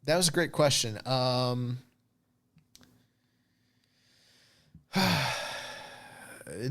don't know. It's really difficult to kind of answer this question because you've kind of got like the business side and then you've got the entertainment side, and those aren't mutually exclusive, but they are separate. Like in one instance, like they didn't have anyone compelling for this guy to feud with all year to fill up Jingu Stadium. And so that's kind of what the goal with Evil was to build up an opponent so they could do Jingu and hopefully make a new star and get people more invested in the Naito story, which domestically and even probably abroad, that seemed to work. So on the one hand, it was effective, but that's sort of like short-term booking and in a vacuum. I don't know if long-term this will, be seen historically as like a great title run or a great run at top. And obviously the COVID situation does play a factor into that. And I do wonder how much people kind of judge that, like kind of handicap the whole thing against it. Right. I mean, we missed out. We missed out on the Hiromu match. Who knows what they would have done in April, May, and June before G1. I'm sure he would have had more defenses there. You could have had some fresh opponents there, kind of the build into the G1. So, yeah, from the match's perspective, obviously we kind of beat the Evil thing to it, beat a dead horse there. But, he could have faced Tanahashi. He could have faced some other guys, and you would have had some better match quality main events. But as far as drawing wise, with what they're capable of doing. Right. They drew. And, based off of our awards, I don't want to give any spoilers away, but it seems like Naito, in the eyes of fans, had a great year. Yeah. Yeah. Like I've said earlier in the show, like he's the top star in the company. He just is. So yeah, that's another thing. Like I think we're still in the middle of it. It's too soon to kind of assess it historically, to say what it is or isn't. I've got criticisms of it, but there's also validity to it as well. So, Asahi Yojimbo asked us, in your opinion, who is the best wrestler on the U.S. roster right now and why? That's easy for me. Who you got? It's ACH. That's what I was going to say. Yeah, it's ACH, and it's pretty open and shut. I think ACH is by far right now the best, like, non-signed to a major company talent, period. Like, yeah. He's the best freelance guy. He's definitely got to this point now where, he's that veteran guy and he's wrestling smarter. He still does some high spots and cool moves. He's doing a lot more technical wrestling, just wrestling smarter, picking his spots, and having some. I watched some of his stuff from the collective, having some great matches with some of the young guys, putting the young guys over on the indies, and just kind of this kind of grizzled veteran now. Yeah, bro. The matches he had this year with like TJP, Fred Yehai, Moriarty, Gray, different guys like that. Like they just fucking ruled. Like he's so great. Yeah, that's my reason why. He's the best. That's why. But if we had to talk about people on the U.S. roster that are signed, I would almost want to go. I don't know. I'll just tell you, I voted my MVP that I voted for was Rocky Romero. But I don't know if everyone else did that. We'll see. Yeah, it seems like a lot of people were putting their eggs in the Carl Fredericks and Kenta baskets as their first place votes. Yeah. So that's a great question, though. Dom Homie 101 asked us the question. Oh, this question goes out to the young boy. What are your thoughts on the Tyson versus Jones fight that took place over the weekend? Was it an embarrassment? Are you glad that nobody got hurt except for Nate Robinson? Also, thoughts on Jake Paul trying to fight Conor McGregor. Does he even stand a chance? Well, Dom Homie, I thought the fight was great. Maybe I should call it a match because it was kind of was there cooperation? Yeah, there might have been some cooperation. I don't know. Those two guys, man, they're both in their 50s, two of the greatest legends of all time. I wish they would have fought in 2003 when Jones had taken the heavyweight title. I've got friends of mine that like I've told them I've always thought Jones would have beat Tyson back then. They think I'm crazy, but you know, you go look at his last two fights from that same time period. I think Jones would have beat Tyson. I think he would have beat Holyfield in 2003 and made mega $1 million paydays. Chasing Antonio Tarver down to light heavyweight and destroying his body is what took his prime from him, and it's what cost him his career. Or at least at the top of the card. But this fight was, it was very entertaining. Neither guy was embarrassed. I mean, yes, Jones wasn't in as good of shape as, say, Tyson was, but you could still see all the flashes of what made him Roy Jones Jr. His hand speed was insane. His ring awareness was great. He tied up Tyson. He never got rocked. He never got hurt. Tyson looked game. I mean, these are both, keep in mind, very old fighters. I was inspired. Like, I was almost near, like, I was, like, really, like, teary-eyed at the end of it just because of how inspiring it was. But at the end of the day, it was not quite an exhibition, but it basically was an exhibition. I mean, Tyson came to fight, but, like, at the end of the day, like, no one got hurt. It was an exhibition. The fishy thing about it all, though, was at the end of the night, they called it a draw when it was clear Tyson. I mean, anyone with any kind of, like, sense would have known Tyson won.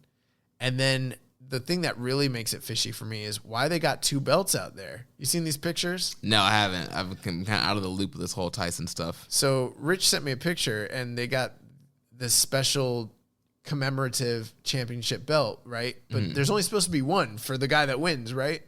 Nah, they got one for Tyson and one for Jones on the same night. And I'm like, that sounds like a work. That sounds suspect to me. So, yeah, Jake Paul should never fight Conor McGregor. I knew he was going to destroy Nate Robinson. Funny thing, we were in our chat, and people were like, Nate Robinson's fight. I don't follow basketball, so I didn't know who Nate Robinson is. But I saw like people being like, oh, Nate Robinson's fighting Jake Paul. And everyone's like, yeah, he's a YouTuber. And they're like, oh, straight murder. Like, this is going to be. And I was like, yeah, it's going to be murder. Jake Paul's going to, like, beat him. And everyone in our group chat was, like, thinking I was crazy.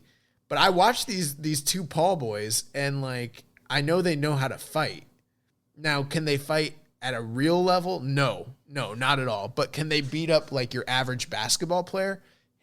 Yes. Yeah, that's what happened. And that's what happened. I mean, he fucked him up, and I knew he was going to fuck him up, like, bad, because they literally train every day. Like, they're so into it. It's kind of weird. Well, because they're making millions from it. Like, it's kind of crazy. But if he fought Conor McGregor would fuck him up so bad that it would be so dangerous that I don't think any commission should ever sanction it. They'd be liable. Like, that's really you cannot put one of the greatest strikers ever in history, regardless of, the combat sport discipline, and have him fight Jake Paul, the YouTuber. Like, no. His next question is, what's the possibility of seeing Naito leave Wrestle Kingdom still double champion? Because I could see the company giving him another big moment.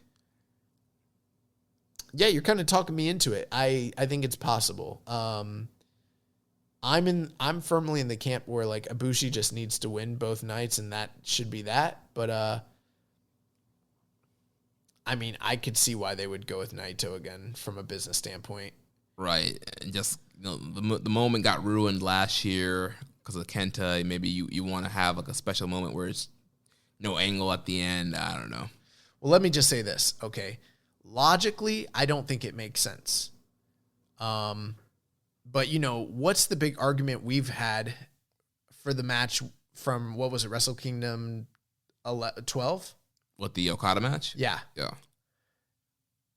People were just outraged that Okada won. But when you look historically at the business, the stories, the booking, everything they did, it's very clear that having Okada go over was the right business decision.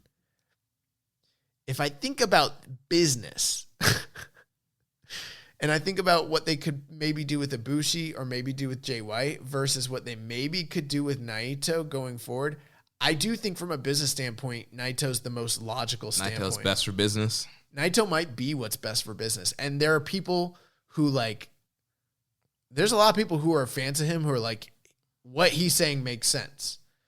And there's a lot of people who have not been big fans of what's been happening in the main event scene since he got on top, who are probably shouting.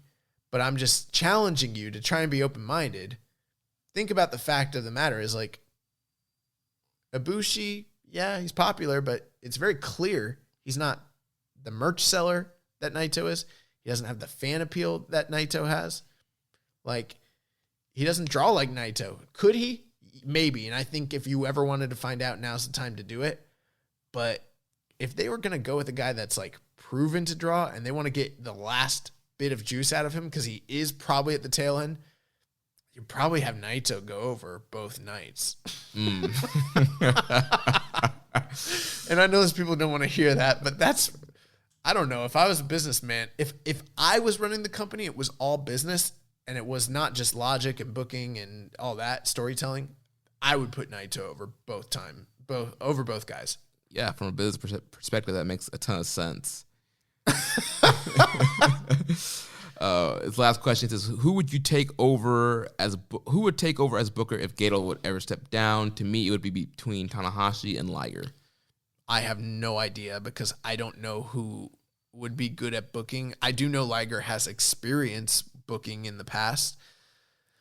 And just because you're a great wrestler doesn't always make you a great booker. No, in fact, history tells us the opposite. Very often, the best wrestlers are not necessarily good bookers. I don't know who would be a good booker. All right. That's just, we would have to know these guys personally to know who would be a good booker. Maple Leaf Wrestling History Podcast at MLW History Pod asked, have there ever been any junior heavyweight wrestlers that posed a legitimate threat to the New Japan main event scene or the IWGP title picture? I get that beef equals belts, but I'm just curious if you guys know. Well, I mean, we've been seeing this for the last several years. Even this year, I mean, we saw Hiromu challenge for the double titles. We've seen Ospreay and Shingo kind of break into the heavyweight scene as still juniors. We've seen Prince Devitt as a junior was challenging Tanahashi and kind of busting out into that main event scene. So several times we've seen juniors kind of be elevated to the heavyweight level and get title shots or beat big main event guys. Obviously, certain guys get a little bit further. We're seeing, Ospreay and Shingo were able to graduate as heavyweight. There's a possibility that we could see Hiromu. There's rumors that Devitt would have eventually gone heavyweight. We've seen Kenny Omega go from junior to heavyweight, eventually at the title. So there are several guys who start off in junior and kind of break into that main event scene. Everything you said there, Jeremy's factual, and I agree with you, but let's boil it down to what he's saying.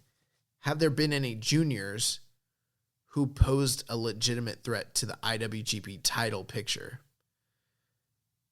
That kind of takes it away from guys that were transitioning, guys that were, it's what juniors ever were a legitimate threat.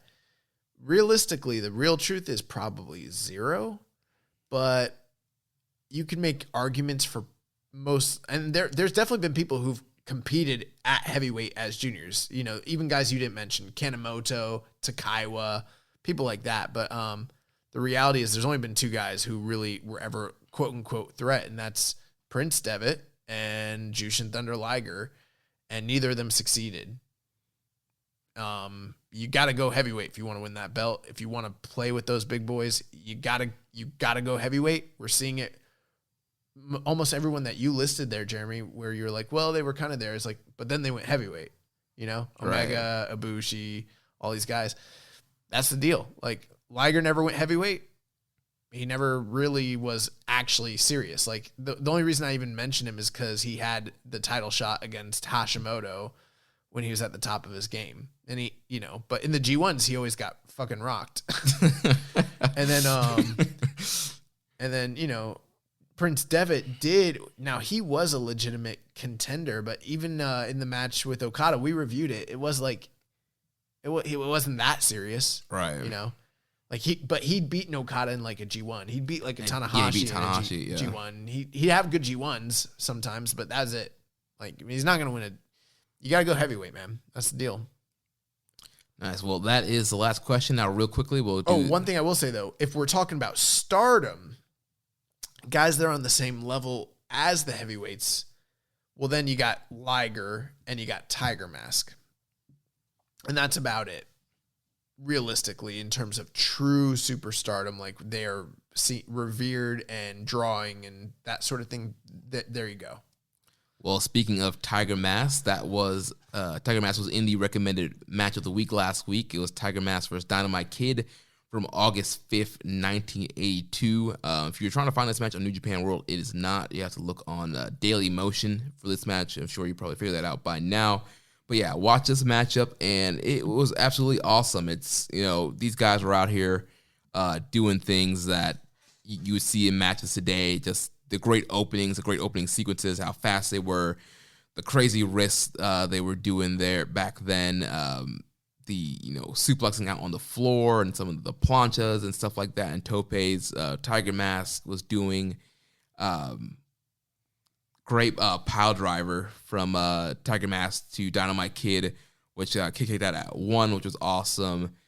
Tiger Mask kicked out of the big, tombstone and headbutt spot, which is great. And then the finish here, Tiger Mask, he does like this gut wrench tombstone thing into the moonsault to get the win. So it was a really great match of you hear people, people saying, oh, these people are killing the business now.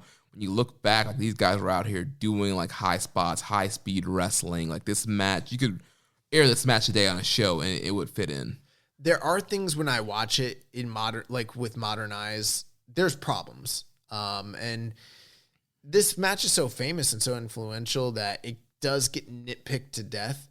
But all the great things about it also by modern viewers seem to get overlooked, and I mean I liked when I've watched this match, when I've enjoyed it the most is when I'm watching it in context. So either as part of the series of matches that those two had together, which I think this is one of the, after rewatching it, I still love it. I do think maybe the 83 match is better, but this one's still great.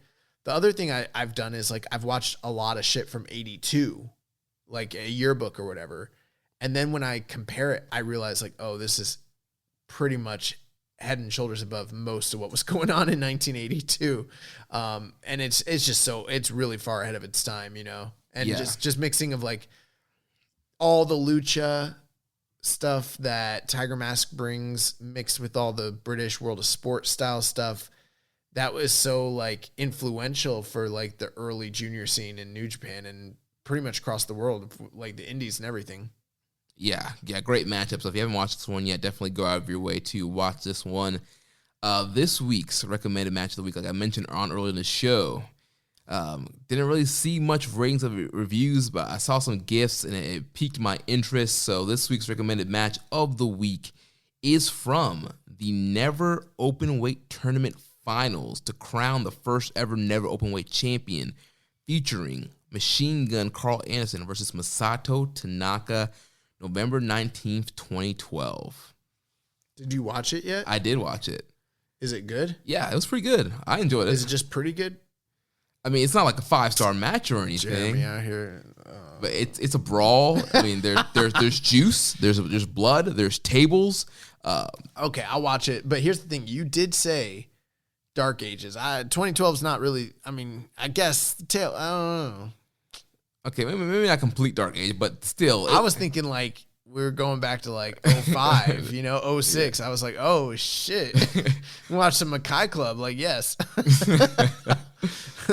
Yeah, it was a pretty good match. There's some juice, there's some tables, there's some brawling all throughout the crowds. They're in this kind of small little studio kind of thing. I've never seen it. So this will be the first time I've ever seen this match. It's on New Japan World? Yeah, it's on New Japan World. Yeah, you can type in Carl Anderson versus Masato Tanaka. Nice. Well, I'm a big mark for Masato Tanaka. Always have been. So, and you know what? I've seen some of his never work, but not nearly enough. So this will be pretty cool for me.